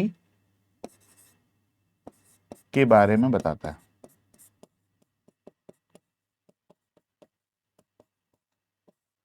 आपकी बाइक में भी ओडोमीटर होता है, फोर व्हीलर यानी कारों में भी ओडोमीटर होता है। तो कुल मिलाकर टोटल यानी पहिया जितना घूमा है उसी हिसाब से ये दूरी के बारे में बताता है। और ये जो है ये एक धनात्मक राशि है। तो दूरी अदिश राशि भी है, अदिश राशि है क्योंकि इसमें कोई विशिष्ट दिशा नहीं। तो आप दूरी क्या कह सकते हैं? एक अदिश राशि भी है, धनात्मक तो है ही है, साथ साथ में क्या है, एक अदिश राशि भी है क्योंकि इसकी कोई दिशा नहीं है, इधर जा रहा है, इधर जा रहा है, इधर जा रहा है, इधर जा रहा है, बार बार दिशा में परिवर्तन हो रहा है और परिवर्तन होते होते ही वो ए से बी तक पहुंच रहा है। तो ये जो हो गई आपकी, ये हो गई डिस्टेंस। अब डिस्टेंस से ही से मिलता जुलता एक और एक और जो राशि है उसका नाम है विस्थापन। विस्थापन जिसे इंग्लिश में हम कहते हैं डिस्प्लेसमेंट। क्या कहते हैं? इसे हम कहते हैं डिस्प्लेसमेंट। What is displacement? अभी जैसे कि हमने अभी चित्र में बताया था आपको कि डिस्प्लेसमेंट, अब डिस्प्लेसमेंट क्या है? दो बिंदुओं के बीच, यानी अगर हम बात करें दो बिंदु, तो दो बिंदुओं का मतलब दो स्थितियों से है, दो बिंदुओं यानी स्थितियों के बीच एक निश्चित दिशा में तय की गई न्यूनतम दूरी विस्थापन कहलाती है।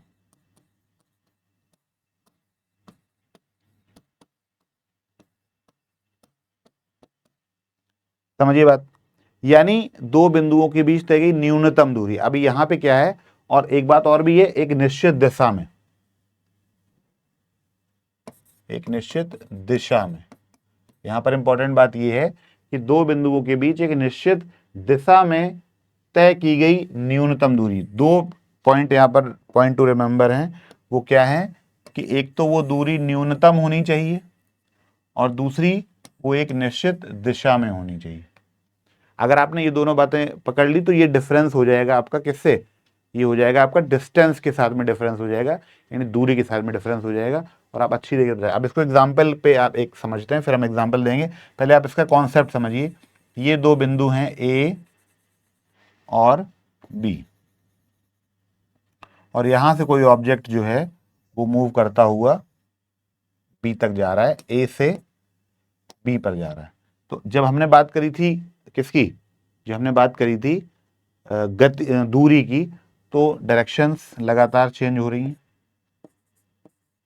डायरेक्शन क्या है, लगातार चेंज हो रही है इस तरीके से, और फिर वो ऑब्जेक्ट पहुंच रहा है, तो कोई निश्चित दिशा नहीं थी, ठीक है, और टोटल दूरी भी तय कर ली गई थी। तो यहां पर वो थी दूरी। अब विस्थापन की कंडीशन क्या है कि एक निश्चित दिशा में और न्यूनतम दूरी। तो अगर हमें ए से बी की ओर पहुंचना है न्यूनतम तरीके से, और तो हमें एक निश्चित दिशा में जाना पड़ेगा, और हमें ए से बी तक स्ट्रेट लाइन में जाना पड़ेगा, यानी इस तरीके से।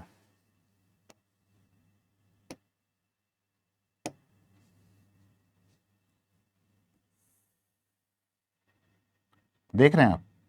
अब यहां पे देखिए,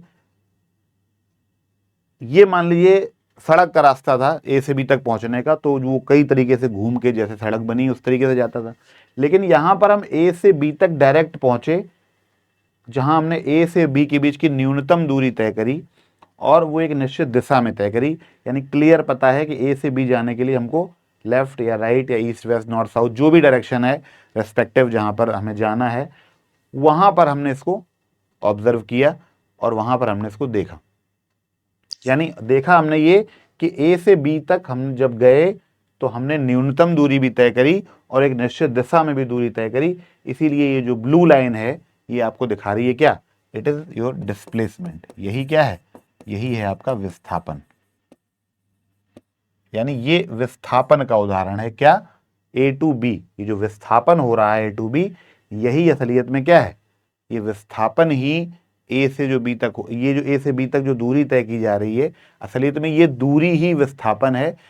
क्या खासियत है कि ये दूरी एक निश्चित दिशा में है और ये दूरी न्यूनतम दूरी है बिटवीन ए एंड बी। तो ये इंपॉर्टेंट बात है जो आपको ध्यान रखनी है। और कुछ खास बातें विस्थापन की, एग्जाम्पल अगर लेना चाहें तो एग्जाम्पल, अब एग्जाम्पल में तो बहुत सारे एग्जाम्पल होते हैं, एक पहले गुण लिखते हैं फिर एग्जाम्पल बताते हैं आपको। एक तो पहला गुण ये है कि जैसे मैंने आपको बताया था कि दूरी सदैव धनात्मक होती है, वैसे विस्थापन जो है वो क्या हो सकता है, विस्थापन जो है पॉजिटिव भी हो सकता है, नेगेटिव भी हो सकता है, और जीरो भी हो सकता है। यानी धनात्मक भी हो सकता है,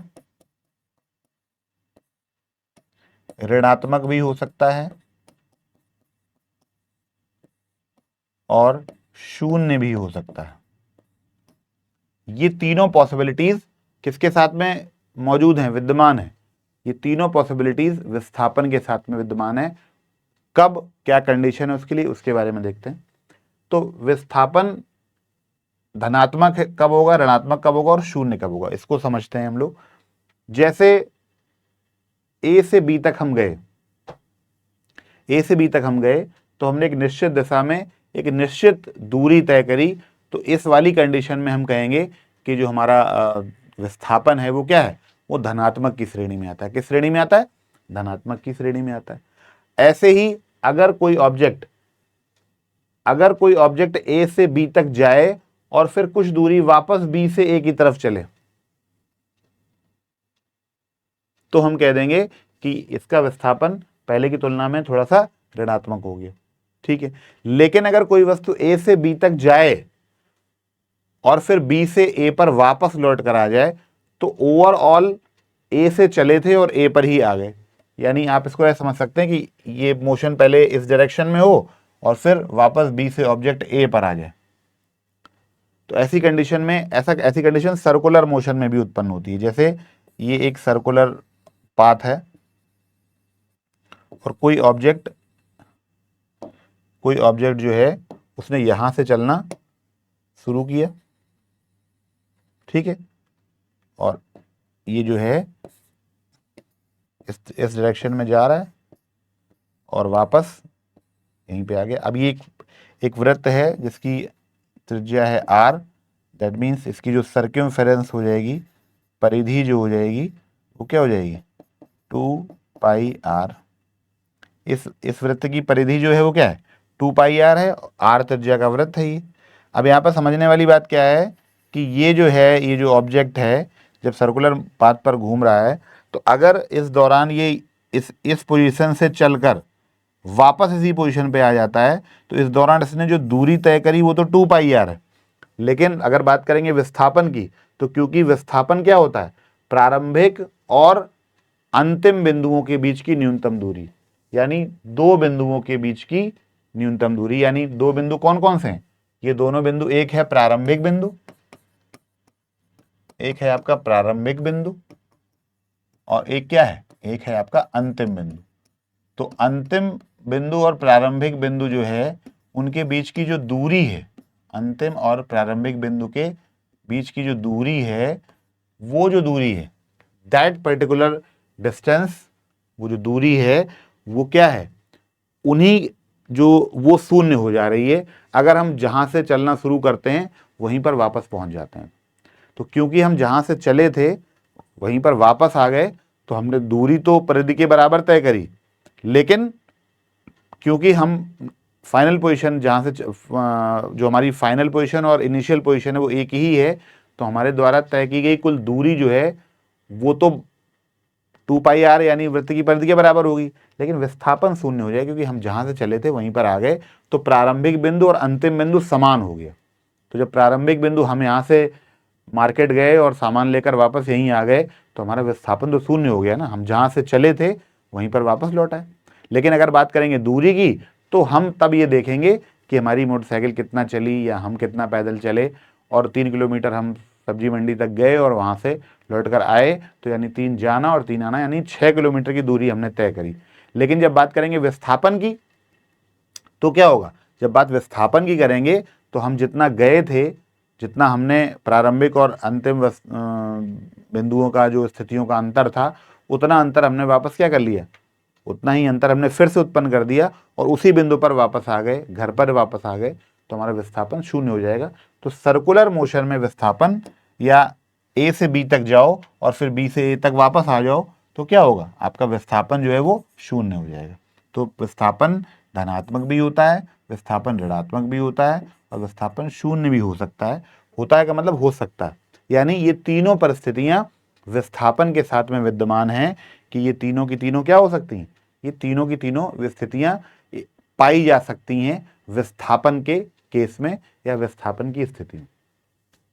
तो अल्टीमेटली आपको ये समझना है कि प्रारंभिक और अंतिम बिंदुओं का अंतर विस्थापन कहलाता है। ये राशि जो है वो सदिश राशि है, क्योंकि इसमें क्या है, क्योंकि इसमें दिशा है, तो ये राशि कैसी हो गई, सदिश राशि, परिमाण भी है और दिशा भी है। तो ये जो है एक सदिश राशि है, जिसे कहते हैं वेक्टर क्वांटिटी। ये बात हम लोग पहले चैप्टर में मापन में पढ़ चुके हैं कि जिनमें दिशा और परिमाण दोनों होता है वो राशियां क्या कहलाती हैं, वो राशियां कहलाती हैं सदिश राशि। तो इसमें दोनों ही चीजें एक साथ मौजूद हैं या विद्यमान हैं, तो हम इसे कहेंगे सदिश राशि। आप देखते हैं, तो ये हो गई एक इंपॉर्टेंट अगली बहुत, पहली हमने पढ़ी दूरी, दूसरी पढ़ी हमने विस्थापन। अब एक और ऐसी इंपॉर्टेंट राशि के बारे में पढ़ते हैं, और उसका नाम है चाल, जिसे इंग्लिश में कहते हैं स्पीड। चाल या स्पीड, चाल या स्पीड क्या होती है, चाल या स्पीड की जब बात करते हैं तो इंपॉर्टेंट बात यह है कि चाल का मतलब एक आपको फॉर्मूला आपने पढ़ा होगा, चाल बराबर दूरी बटे समय, यानी किसी निश्चित दूरी को तय करने में लिए गए समय के दूरी और समय के अनुपात को चाल कहते हैं। यानी कोई ऑब्जेक्ट किसी निश्चित समय में कितनी दूरी तय करता है, ये उसके चाल के बारे में बताती है। बस इंपॉर्टेंट बात यहाँ पर यह है कि चाल और इससे मिलती जुलती एक और राशि है वेग, इन दोनों के अंतर को हमें समझना है। तो किसी भी दिशा में एकांक समय में चली गई दूरी जो है वो चाल कहलाती है। क्या कहलाती है, एकांक समय में, एकांक समय में यानी यूनिट टाइम में, एकांक समय में किसी भी दिशा में चली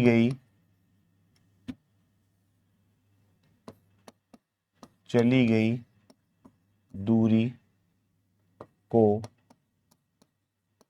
चाल कहते हैं।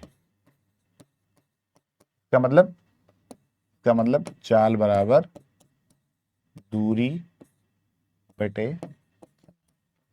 हम लोग कई बार इसको पढ़ चुके हैं। ठीक है, तो कोई खास बात नहीं है इसमें। आपको जो पता है कि अगर किसी भी दिशा में कोई ऑब्जेक्ट जितनी दूरी तय करता है इन यूनिट टाइम, वो आपकी कहलाती है क्या? चाल कहलाती है। खासियत ये है कि ये एक अदिश राशि है। अदिश राशि है क्यों? क्योंकि ये गति जो है वो किसी भी दिशा में हो सकती है, किसी भी दिशा में। Because of this you can से कह सकते हैं कि दिशा निश्चित नहीं है। दैट इज वाई क्या है कि ये एक अदिश राशि है और इसकी दिशा निर्धारित नहीं है। ठीक है, अदिश राशि है। अगर मात्रक की बात करें तो मात्रक क्या हो जाएगा? क्योंकि एक व्युत्पन्न राशि है, हम लोग पढ़ चुके हैं, it is a derived unit. व्युत्पन्न राशि है क्योंकि ये दूरी और समय के संयोजन से बनी है, और दूरी और समय दोनों ही कैसी राशियां हैं? मूल राशियां। मूल राशियां। तो दोनों मूल राशियों के मात्रक क्या हैं? दूरी का मात्रक होता है मीटर, जो कि लंबाई का मात्रक है, और समय भी एक मूल राशि है, इसका नाम जो इसका मात्रक है सेकंड। तो इसका जो मात्रक है वो क्या बन जाएगा? मात्रक बन जाएगा मीटर पर सेकंड। मीटर पर सेकंड। ठीक, बस ध्यान रखने वाली बात ये अदिश राशि। ठीक है, दो तरह की हो सकती है, एक समान चाल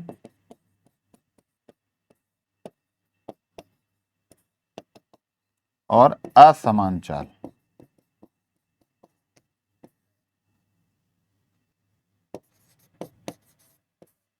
यानी अगर कोई वस्तु समान समयांतरालों में समान दूरी तय कर रही है किसी भी दिशा में, किसी भी दिशा में समान समयांतराल में समान दूरी अगर तय कर रही है, तो हम उसे क्या कहेंगे कि उसकी चाल समान है। चाल उसकी क्या है? एक समान चाल है। यानी समान समयांतराल में समान समयांतराल में समान दूरी किसी भी दिशा में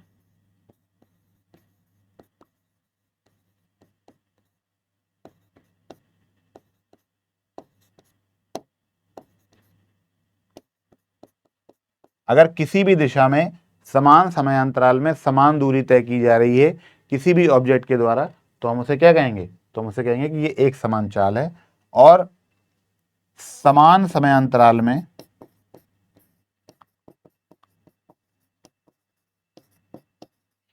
समान समयांतराल में असमान दूरी अगर तय हो, असमान दूरी तय हो किसी भी दिशा में,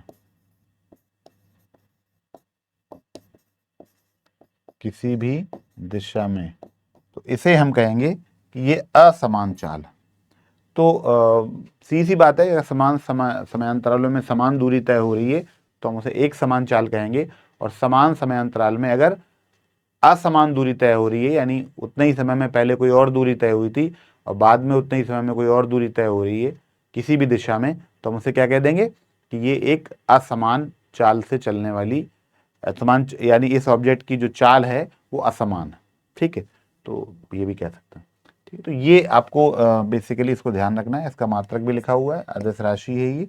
एक असमान हो सकती है और समान हो सकती है, किसी भी दिशा में हो सकती है और एकांक समय में होगी। ठीक है, आगे आ जाइए। अगली राशि है हमारी जो है वो है वेग।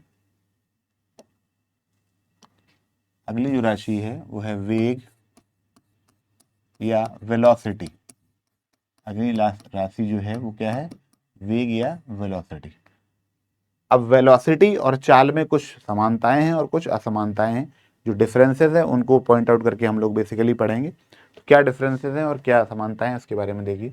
तो वेग क्या है? वेग है वेलोसिटी, और ये कहता है, वेग या वेलोसिटी ये कहती है कि एकांक समय में किसी निश्चित दिशा, एकांक समय में किसी निश्चित दिशा में तय की गई दूरी को वेग कहते हैं। वेग कहते हैं। अब यहां पर इंपॉर्टेंट बात यही है कि वेग बराबर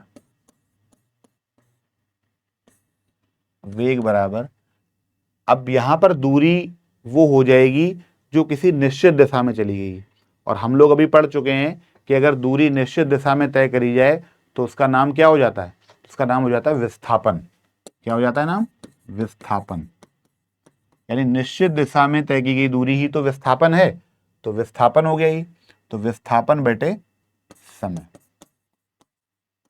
now this is the formula for your velocity या वेग। नाम से पता चल रहा है कि निश्चित दिशा में है, तो निश्चित दिशा में है इसका मतलब क्या हुआ कि ये एक सदिश राशि है। सदिश राशि, सदिश राशि है। क्यों? क्योंकि परिमाण तो है ही है, साथ साथ में एक निश्चित डायरेक्शन भी है, एक निश्चित दिशा में वो गतिमान है। तो सदिश राशि है जो एक निश्चित दिशा में गतिमान है। सदिश राशि है, सदिश राशि क्योंकि निश्चित दिशा इसमें विद्यमान है। दूसरी खास बात ये, अगर मात्रक की बात करें तो मात्रक वही निकल कर आएगा, क्योंकि विस्थापन का मात्रक भी मीटर होता है। विस्थापन एक प्रकार की लंबाई है और लंबाई का मात्रक क्या होता है? मीटर, और समय का मात्रक सेकंड। तो क्योंकि एक अगेन ये भी एक व्युत्पन्न राशि है, तो इस कंडीशन में क्या कहेंगे इसे? जब ये व्युत्पन्न राशि है तो हम इसे कह देंगे कि इसका मात्रक भी हो जाएगा मीटर प्रति सेकेंड, क्योंकि विस्थापन का मात्रक मीटर है और बाकी समय। ऐसे ही बात करते हैं एक समान वेग। दो प्रकार का हो सकता है ये भी, एक समान वेग और असमान वेग।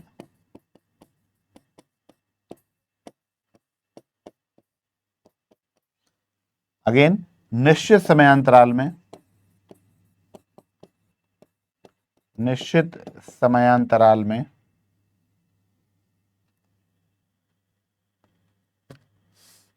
निश्चित समयांतराल में निश्चित दिशा में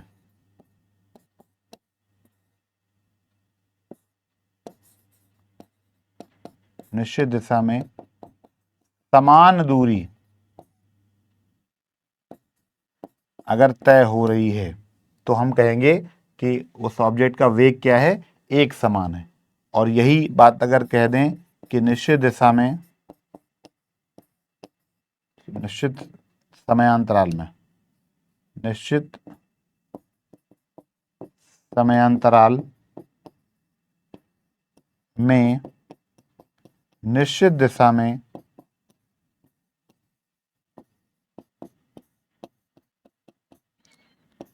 असमान दूरी अगर तय करी जाए, असमान दूरी अगर तय करी जा रही है तो हम उसे क्या कह देंगे? हम उसे कह देंगे कि हमारा वेग जो है वो असमान है। दोनों का एक ही दोनों लगभग एक जैसी राशियां हैं। बस ध्यान रखने वाली बात ये कि एक राशि सदिश है और एक राशि क्या है? अदिश है। एक राशि सदिश राशि है और एक राशि अदिश राशि है। बस इतना डिफरेंस है, बाकी इन दोनों में कोई मेजर डिफरेंसेस नहीं है। लेकिन अपने आप में ये डिफरेंस ही पर्याप्त है, क्योंकि वेग में दिशा है और चाल में दिशा नहीं है। चाल जो है उसको हम नॉर्मली जो डिफाइन कर सकते हैं किसी भी दिशा में एकांक समय में चली गई दूरी, और जब विस्थापन को डिफाइन करते हैं, सॉरी वेग को डिफाइन करते हैं, तो किसी भी दिशा में नहीं करके किसी निश्चित दिशा में बात करते हैं। किसी निश्चित दिशा में एकांक समय में तय की गई दूरी होती है, और क्योंकि निश्चित दिशा में दूरी तय की गई है तो उसे विस्थापन की संज्ञा देते हैं। और विस्थापन एक सदिश राशि है जो कि इस पूरे राशि को, यानी इस पूरे वेग राशि को क्या बना देती है? सदिश बना देती है। और ये अपने आप में एक अच्छा उदाहरण है। अगली बात करते हैं, अगले टॉपिक पे आते हैं। अगला टॉपिक मीन्स अगला जो इसमें राशि आती है वो आती है त्वरण। बहुत इंपॉर्टेंट राशि है, इसे अंग्रेजी में कहते हैं एक्सेलरेशन। एक्सेलरेशन या त्वरण, ये डबल सी है आपका, एक्सेलरेशन। इस राशि को बहुत ध्यान से समझिएगा, क्योंकि यहाँ से बहुत सारे प्रश्न बनते हैं और बहुत सारे क्वेश्चंस बनते हैं। और कुछ इसकी वैरायटीज पे क्वेश्चन काफ़ी आते हैं। तो इसकी बेसिक जो समझ है वो आपको होनी चाहिए कि कैसे एक बेसिक तौर पर जो है त्वरण के बारे में हमें जानकारी होनी चाहिए। तो जब बात करते हैं त्वरण की, तो त्वरण जो है वो अगर इसको वन लाइन में डिफाइन करें तो त्वरण को होता है वेग परिवर्तन की दर। तो वेग परिवर्तन की दर को त्वरण कहते हैं। तो the rate of change of velocity is termed as, you can say, acceleration. वेग वेग परिवर्तन की दर को त्वरण कहते हैं। वेग परिवर्तन की दर को त्वरण कहते हैं। दैट मीन्स त्वरण बराबर क्या हो जाएगा, वेग परिवर्तन बटे समयांतराल, यानी delta V upon delta T. अब आपको पता है डेल्टा वी का मतलब चेंज इन वेलोसिटी और डेल्टा टी का मतलब चेंज इन टाइम, और इसको शो करते हैं ए से। Acceleration A is equal to delta V upon delta T. इसको आप इस तरह की भी लिख सकते हैं, ये हो गया ए, तो बॉक्स में बंद कर सकते हैं। यानी वेग परिवर्तन की दर है आपका त्वरण। अब वेग परिवर्तन क्या है, वेग परिवर्तन का मतलब है प्रारंभिक और अंतिम वेग में अंतर। यानी कोई ऑब्जेक्ट एक वेग से चलना प्रारंभ करता है और अंतिम वेग वो है जहां पर वो चलना जो है वो क्या करता है, जहां पर वो चलना बंद करता है, यानी वो रुकता है। तो जहां पर वो रुकता है और जहां पर वो चला था, उन दोनों वेगों के अंतर को अगर हम समयांतराल के साथ में डिवाइड कर दें तो जो एक राशि निकल के आती है वो कहलाती है आपकी त्वरण। त्वरण के साथ में क्या है, क्योंकि त्वरण में जो वेग परिवर्तन इस्तेमाल हो रहा है वो प्रारंभिक और अंतिम वेग का अंतर है। वेग आपको पता है एक सदिश राशि है, इसीलिए जो त्वरण है वो भी क्या हो जाती है, त्वरण भी एक, त्वरण जो है वो क्या है, एक सदिश राशि है। त्वरण जो है वो क्या है, त्वरण एक सदिश राशि है, यानी त्वरण जो है वो डायरेक्शनल है। और अगर बात करें यूनिट की, तो जैसे आपको पता है कि ऊपर वेग है और नीचे त्वरण है, और वेग की जो यूनिट है, इकाई है, डिराइव्ड यूनिट की, वो हमने कैलकुलेट करी थी, दैट इज मीटर पर सेकेंड। और पुनः फिर अपॉन समयांतराल है जिसकी इकाई पुनः सेकेंड है। तो यानी आप इसकी इकाई को लिख सकते हैं मीटर प्रति सेकेंड स्क्वायर। ये इसका जो है वो मात्रक हो गया या इकाई हो गई। मीटर पर सेकेंड स्क्वायर इसका मात्रक हो गया, या इसे आप कह सकते हैं इकाई हो गई। क्या हो गई, मीटर पर सेकेंड स्क्वायर। ठीक है, क्योंकि वेग जो होगा मीटर पर सेकेंड होगा, मीटर पर सेकेंड अपॉन सेकेंड, तो मीटर पर सेकेंड अपॉन सेकेंड क्या हो गया, मीटर पर सेकेंड स्क्वायर। अगेन ये भी एक बहुत महत्वपूर्ण राशि है। और अगर बात करें त्वरण की, तो त्वरण के प्रकारों की अगर बात करते हैं तो त्वरण के प्रकार भी वेरी कर सकते हैं।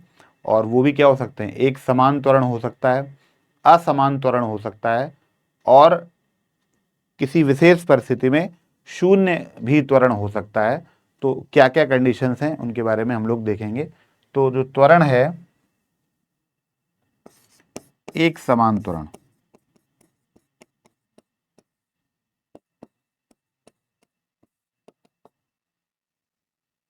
पहले एक चीज और जान लेते हैं कि त्वरण तीन तरह का हो सकता है। त्वरण जो है वो धनात्मक हो सकता है, दैट मीन्स पॉजिटिव हो सकता है। त्वरण जो है वो ऋणात्मक हो सकता है, जिसे कह सकते हैं नेगेटिव हो सकता है। और त्वरण जो है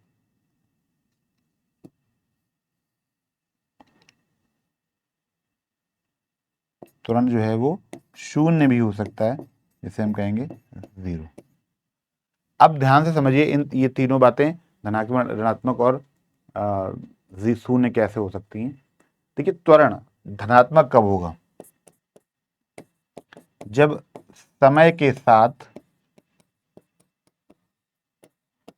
वेग बढ़ता है।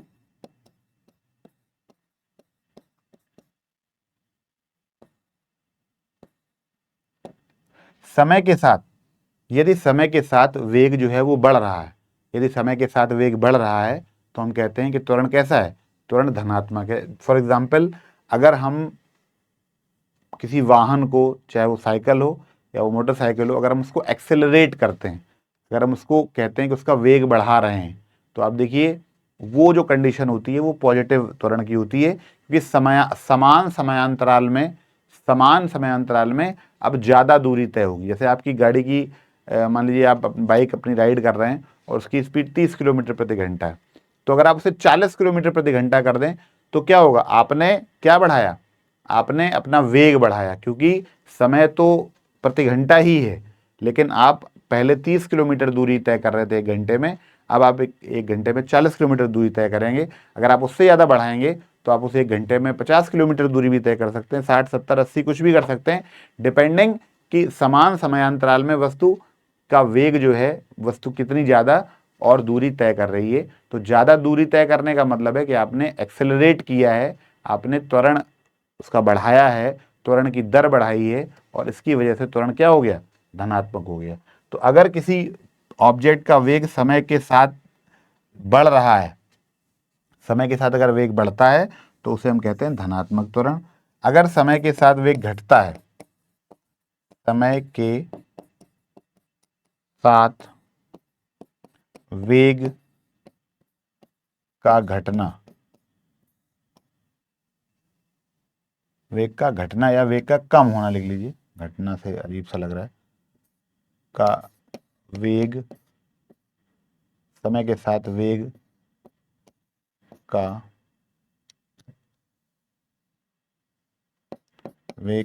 कम होना।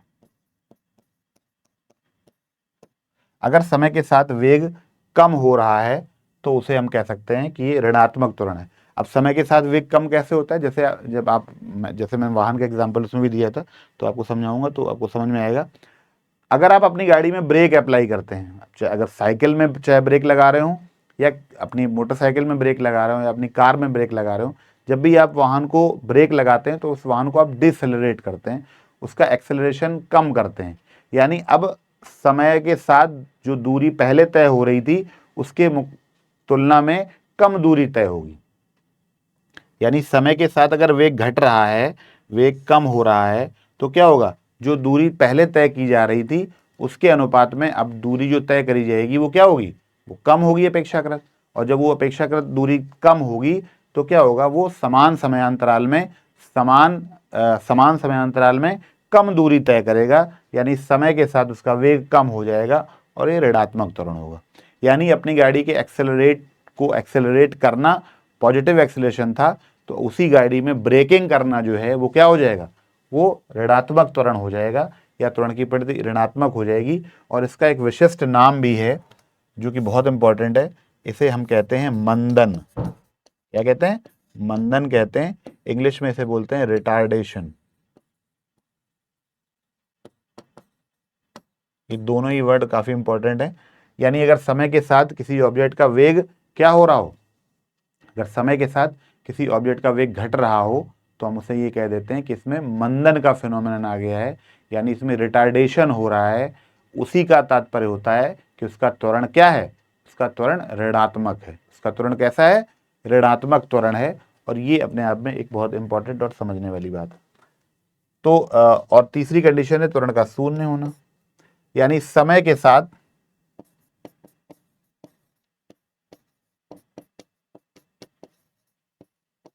वेग का स्थिर होना। अब ये सिचुएशन जो है, ये ऐसी सिचुएशन है जो किसी समय, किसी विशेष इंस्टेंटेनियस टाइम पर या किसी विशिष्ट परिस्थिति में एक निश्चित समय के दौरान त्वरण जो है वो शून्य हो सकता है। यानी जैसे कोई वाहन किसी हाईवे पर चल रहा है, ठीक है, जाहिर सी बात है जब वो स्टार्ट हुआ होगा तो उसने एक्सेलरेट किया होगा, और जब वो रुकेगा तो वो डिसेलरेट करेगा। जब जब वो स्टार्ट हुआ होगा और वाहन स्टार्ट होकर एकदम से तो 70-80 की स्पीड पे नहीं आ जाता है, वो पहले 20 पे आता है, फिर 40 पे आता है, फिर 60 पे आता है, फिर 80 पे होता है। मान लीजिए आप किसी हाईवे पे, किसी एक्सप्रेस वे पे चल रहे हैं, तो एक्सप्रेस वे चलने के दौरान जब आप उस एक्सप्रेस पे चढ़ने वाले होते हैं, अपने घर से निकलकर, अपने गाँव की सड़क से या अपने शहर की अपनी गली से निकलकर जब एक्सप्रेस वे से जाते हैं, तो उस दौरान तो आप एक कम वेग से चलते हैं या अपना वेग धीरे धीरे करके बढ़ाते हैं, और जब आप एक्सप्रेस वे पे आ जाते हैं तो उस वेग को क्या कर देते हैं, आप एक्सीलरेट कर देते हैं, क्योंकि वहाँ पर कुछ स्पीड लिमिट भी होती है। बहुत ज़्यादा धीमे भी वाहन नहीं चलाए जा सकते और बहुत ज़्यादा तेज़ भी नहीं चलाए जा सकते। एक आपको एक दायरे में रह के चलाना होता है। मान लीजिए आप 80 की स्पीड पे अपने वाहन को चला रहे हैं, तो ये 80 की स्पीड आपको एक्सेलरेशन और जब आप रुकेंगे उससे उसके बीच की स्थिति है, यानी क्योंकि रोड क्लियर है, चौड़ी रोड है, अच्छी सड़क है, तो आप अपने वाहन को 80 पर चला सकते हैं, 80 किलोमीटर प्रति घंटे की रफ्तार पे। अब इस कंडीशन में ये स्पीड कितनी देर तक मेंटेन रहती है?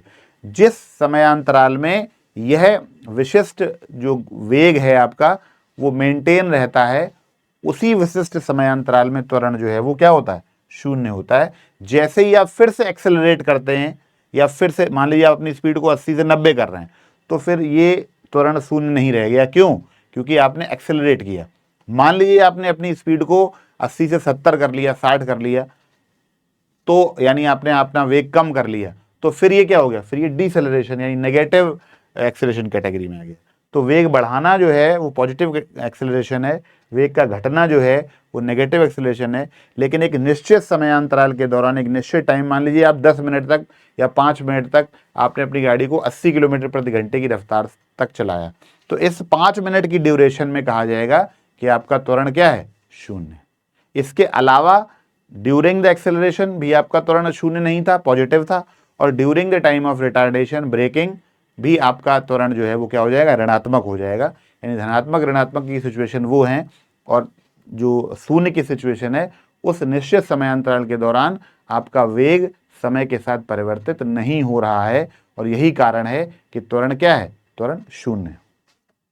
इस बात को बहुत अच्छी तरीके से समझ लीजिए क्योंकि इस पे क्वेश्चन आता है, और ये वर्ड बहुत अच्छी तरीके से ध्यान रखिएगा, रिटार्डेशन या मंदन। रिटार्डेशन या मंदन, ये जो शब्द है ये बहुत महत्वपूर्ण है। नेगेटिव एक्सेलरेशन की जगह पर ये मंदन या रिटार्डेशन लिख कर आता है, जो कि बहुत अपने आप में एक इम्पॉर्टेंट पॉइंट है और एक अच्छा शब्द है जो आपको ध्यान रखना है। अब आ जाते हैं ऐसे ही एक और अगली राशि के ऊपर, इसका नाम है संवेग। क्या नाम है? संवेग या मोमेंटम।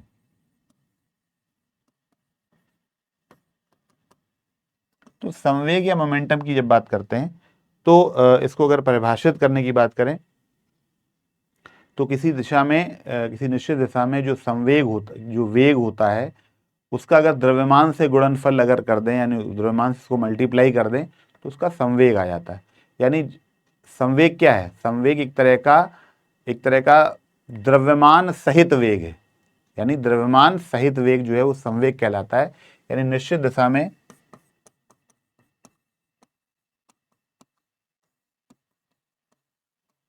दिशा में द्रव्यमान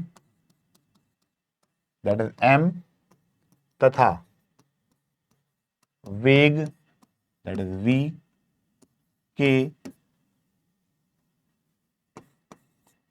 गुणनफल को संवेग या मोमेंटम कहते हैं। ठीक है, अब यहाँ पर ध्यान रखेंगे कि जो संवेग है फॉर्मूला उसका लिखेंगे, तो संवेग बराबर हो जाएगा, संवेग को p से प्रदर्शित करते हैं, p से, और ये हो जाएगा इसको लिख लेते हैं, द्रव्यमान दैट इज m इंटू वेग दैट इज v। तो संवेग बराबर द्रव्यमान गुणे वेग, संवेग बराबर द्रव्यमान गुणे वेग। अगेन एक सदिश राशि है ये। क्यों? क्योंकि ये जिसके मिलने से बनी है वो वेग जो है वो सदिश है, तो ये एक सदिश राशि है। और अगर बात करें इसके मात्रक की, अगर बात करें इसके मात्रक की, तो मात्रक क्या हो जाएगा, द्रव्यमान का मात्रक आपको पता है किलोग्राम, और वेग का मात्रक आपको पता है मीटर प्रति सेकेंड। तो इसका मात्रक हो जाएगा किलोग्राम इंटू मीटर पर सेकेंड, यानी किलोग्राम मीटर पर सेकेंड, ये क्या हो जाएगा, ये इसका मात्रक हो जाएगा। तो कुल मिलाकर आप हमने देखा कि किस तरीके से जो है ये कुछ ऐसी महत्वपूर्ण राशियां थी जो हमारे लिए महत्वपूर्ण है। और संवेग जो है, ध्यान रखिएगा, जो संवेग होता है, संवेग सदैव वेग की दिशा में, संवेग सदैव वेग की दिशा में होता है। संवेग सदैव वेग की दिशा में होता है। तो इसको भी हम लोग ध्यान रखेंगे और इसको भी हम लोग अच्छी तरीके से इसको दिमाग में रखेंगे कि संवेग भी एक इम्पॉर्टेंट राशि है जो कि एक सदिश राशि है और ये सदैव वेग की दिशा में होता है। त्वरण भी सदैव वेग की दिशा में होता है, ये भी ध्यान रखिएगा। जो त्वरण था ना, हम लोगों ने इससे पहले पढ़ा था त्वरण, तो ये भी इसकी जो दिशा होती है ये वेग की दिशा होती है, यानी त्वरण भी जो है वो सदैव वेग की दिशा में होता है।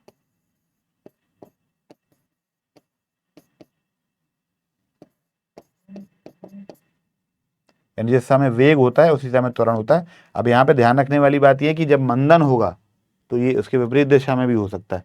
यानी मंदन का मतलब क्या है कि वेग समय के साथ क्या हो रहा है, कम हो रहा है, तो त्वरण भी जो है कम हो रहा है उसी अनुपात में, और उसकी भी दिशा जो है वो वेरी कर जाती है। तो त्वरण भी सदैव वेग की दिशा में होता है। तो कुल मिलाकर हमने पढ़ा किसके बारे में, हमने पढ़ा गति के बारे में, हमने पढ़ा संवेग के बारे, हमने गति के बारे में पढ़ा, हमने चाल के बारे में पढ़ा, हमने वेग के बारे में पढ़ा, है ना। इसके पहले हम लोगों ने जो दूरी और विस्थापन था उसके बारे में पढ़ा। तो ये कुछ ऐसी राशियां हैं जो गति से डायरेक्टली रिलेटेड हैं। जब भी बात गति की करते हैं, तो जब गति शब्द का प्रयोग करते हैं तो हमें इन मूलभूत राशियों के बारे में जानना बहुत ज़रूरी है, इन मूलभूत राशियों के बारे में समझना बहुत ज़रूरी है, क्योंकि जो गति है वो इनसे डायरेक्टली रिलेटेड है। यानी मोशन की बात जब करते हैं तो वो सीधे सीधे इसी से कोरिलेट होती है, इसलिए अपने आप में ये शब्द जो है वो महत्वपूर्ण हो जाते हैं। आगे हम लोग बात करते हैं और वो हैं गति के समीकरण। गति के समीकरण, equations of motion, equations of motion. गति के समीकरण की बात करते हैं तो कुछ मैथमेटिकल रिजल्ट्स हैं जो आपको पता होने चाहिए। तो जो प्रथम समीकरण है, फर्स्ट इक्वेशन है, प्रथम समीकरण की बात करें, गति का जो प्रथम समीकरण है वो क्या है, वो है v बराबर u प्लस ए टी। ठीक है। जो द्वितीय समीकरण है, गति का जो द्वितीय समीकरण है वो क्या है, वो है आपका s बराबर u T plus half A T square. ठीक।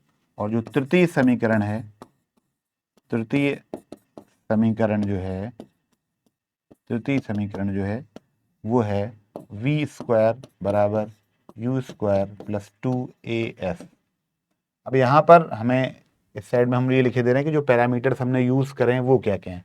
यहाँ पर u जो है वो प्रारंभिक वेग है, u जो है वो प्रारंभिक वेग है, v जो है वो अंतिम वेग है, v जो है वो अंतिम वेग है। ठीक। a जो है वो त्वरण है, s जो है वो चली गई दूरी है,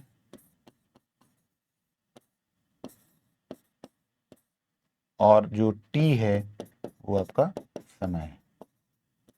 ठीक। तो ये जो राशियां, जो सिंबल इसमें यूज हुए हैं वो ये सिंबल हैं। जब भी सामान्य गति की अवस्था होती है, खासकर सरल रेखी गति या रेजु रेखी गति की बात करते हैं, तो उनमें ये समीकरण अप्लाई होते हैं। ये गति का प्रथम समीकरण कहलाता है, ये गति का द्वितीय समीकरण कहलाता है, और ये गति का तृतीय समीकरण कहलाता है। इनका हम अपने ही अकॉर्डिंग यूज़ करते हैं और लगभग सरल रेखी गति के पैमाने पर इसको लेते हैं। अगर बात करें इसी सरल रेखी गति में अगर हम अगर बात करते हैं गुरुत्वीय गति के अधीन, गुरुत्व के अधीन गति की अगर बात करें, अगर हम इसी को बात कर दें गुरुत्व के अधीन गति, अगर इसी को हम कह दें कि गुरुत्व के अधीन गति अगर कह दें, दैट इज गुरुत्व के अधीन गति, यानी अगर कोई ऑब्जेक्ट गुरुत्वाकर्षण बल के अधीन गिर रहा है, यानी या तो नीचे आ रहा है या ऊपर जा रहा है, इन दैट कंडीशन अगर हम इसे ग्रेविटेशनल मोशन के साथ में अटैच कर दें तो ये जो गति के समीकरण बन जाते हैं, इनमें थोड़ा सा इनका रूप परिवर्तन हो जाता है। वो क्या हो जाता है, देखिए ध्यान से, जो जो दूरी है, जो दूरी है वो वहां पर दूरी जो f थी वो किस में बदल जाती है, h, यानी ऊंचाई में बदल जाती है, ठीक। और जो त्वरण वहां पर क्या था, a था, वो किस में कन्वर्ट हो जाता है, वो g में बदल जाता है, जो कि आपका गुरुत्वीय त्वरण। ये वही गुरुत्वीय त्वरण है जिसका मान क्या होता है, 9.8 मीटर पर सेकेंड स्क्वायर। तो ये दो परिवर्तन आते हैं गति के समीकरण में, क्योंकि अल्टीमेटली अगर कोई ऑब्जेक्ट ऊपर से नीचे गिर रहा है, नीचे से ऊपर जा रहा है, तो वो एक प्रकार की सरल रेखी गति का ही उदाहरण है। तो कुछ जो बेसिक चेंजेस आते हैं वो क्या आते हैं, जो प्रथम समीकरण है, जो प्रथम समीकरण है, यानी जो फर्स्ट इक्वेशन है, फर्स्ट इक्वेशन जो है वो क्या बन जाती है, वो बन जाती है v बराबर u प्लस जी टी, ठीक। जो सेकेंड इक्वेशन है, सेकेंड इक्वेशन जो है वो क्या बन जाती है, सेकेंड इक्वेशन बन जाती है h is equal to U T plus half G T square, ये बन जाती है। और जो थर्ड इक्वेशन है, थर्ड इक्वेशन जो है वो क्या बन जाती है, वो बन जाती है वी स्क्वायर बराबर यू स्क्वायर प्लस 2gh। यहां पर एक और छोटा सा परिवर्तन हमें ध्यान रखना है। हमने यहां पर क्या किया है, जो गति के समीकरण थे ये वाले, देखिए ध्यान से, जो ये वाले समीकरण थे, v बराबर u plus a t, s बराबर u T plus half v t square, और वी स्क्वायर बराबर यू स्क्वायर प्लस 2as, इसमें हमने क्या किया, a को रिप्लेस कर दिया g से, यानी जहां जहां पर a यानी नॉर्मल एक्सेलरेशन था उसको ग्रेविटेशनल एक्सेलरेशन से रिप्लेस कर दिया, और जहां जहां पर आपका s यानी दूरी थी, जो चली गई दूरी थी, उसको हमने हाइट से रिप्लेस कर दिया, क्योंकि जब गुरुत्वीय गति के अधीन बात होती है तो पृथ्वी की सतह से ऊंचाई कम है या ज़्यादा है उसकी बात होती है। तो इनको सबको हमने इस तरीके से रिप्लेस कर दिया और ये निकल के आ गए। अब यहाँ पर एक बात और ध्यान रखेंगे कि यदि वस्तु ऊपर से नीचे की ओर आती है तो जो है g बराबर जो है वो पॉजिटिव रहता है, जो g का मान जो है वो क्या रहता है, पॉजिटिव रहता है, यानी ये समीकरण अक्षरशः अप्लाई हो जाते हैं। लेकिन अगर वस्तु नीचे से ऊपर की ओर अगर फेंकी जाए, नीचे से ऊपर की ओर फेंकी जाए तो क्या होगा, तो जो g की वैल्यू है वो नेगेटिव हो जाती है, यानी ऋणात्मक हो जाती है। g की वैल्यू क्या हो जाती है, ऋणात्मक हो जाती है। और ऐसी कंडीशन में ये जो धन का निशान है, जो पॉजिटिव चिन्ह है, ये नेगेटिव हो जाता है, ये नेगेटिव हो जाता है, ये नेगेटिव है। तो मैंने इसी फॉर्मूले में दिखा दिया कि v बराबर u plus minus G T, that means plus for ऊपर से नीचे की ओर आने वाली वस्तु एंड माइनस फॉर नीचे से ऊपर जाने के लिए। h बराबर u T plus minus half G T square, plus नीचे से ऊपर आने, नीचे से ऊपर से नीचे आने के लिए प्लस, और माइनस नीचे से ऊपर जाने के लिए। और वी स्क्वायर बराबर u square plus minus 2gh, plus का मतलब वस्तु ऊपर से नीचे आ रही है और माइनस का मतलब नीचे से ऊपर जा रही है। यानी आपको ये तय करना, आपको ये ड्यूरिंग द क्वेश्चन आपको ये पता लगेगा कि मतलब वस्तु नीचे से ऊपर फेंकी जा रही है या ऊपर से नीचे आ रही है। तो इस बात का हम उस दौरान ध्यान रखेंगे और ये समीकरण हम बनाएंगे, जो कि हमारे कहलाते हैं क्या, गति के समीकरण। और इस संदर्भ में क्या है, यहाँ पर ये समीकरण गुरुत्वीय गति के अधीन गति के लिए है, ये गुरुत्वीय गति के अधीन है। और जो इससे पहले वाले थे, जो इससे पहले वाले हैं, वो सरल रेखीय गति के समीकरण है, यानी रेजु रेखीय गति के।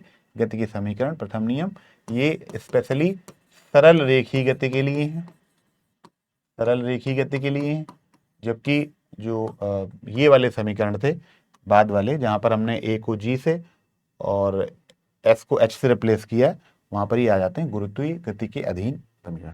तो इस तरह के क्वेश्चन, इनमें आपको फॉर्मूलेज बहुत ध्यान से देखने समझने को, जो क्वेश्चन आते हैं उनमें कई बार ये फॉर्मूलेज लिख के दे देते हैं और पूछते हैं कि इनमें से कौन सा गलत है या कौन सा सही है। इस तरह क्वेश्चंस प्रीवियस ईयर्स में कुछ कई बार पूछे गए हैं, मतलब ऑब्जेक्टिव टाइप में, तो ध्यान रखेंगे हम लोग कि इसको इस तरीके से करेंगे।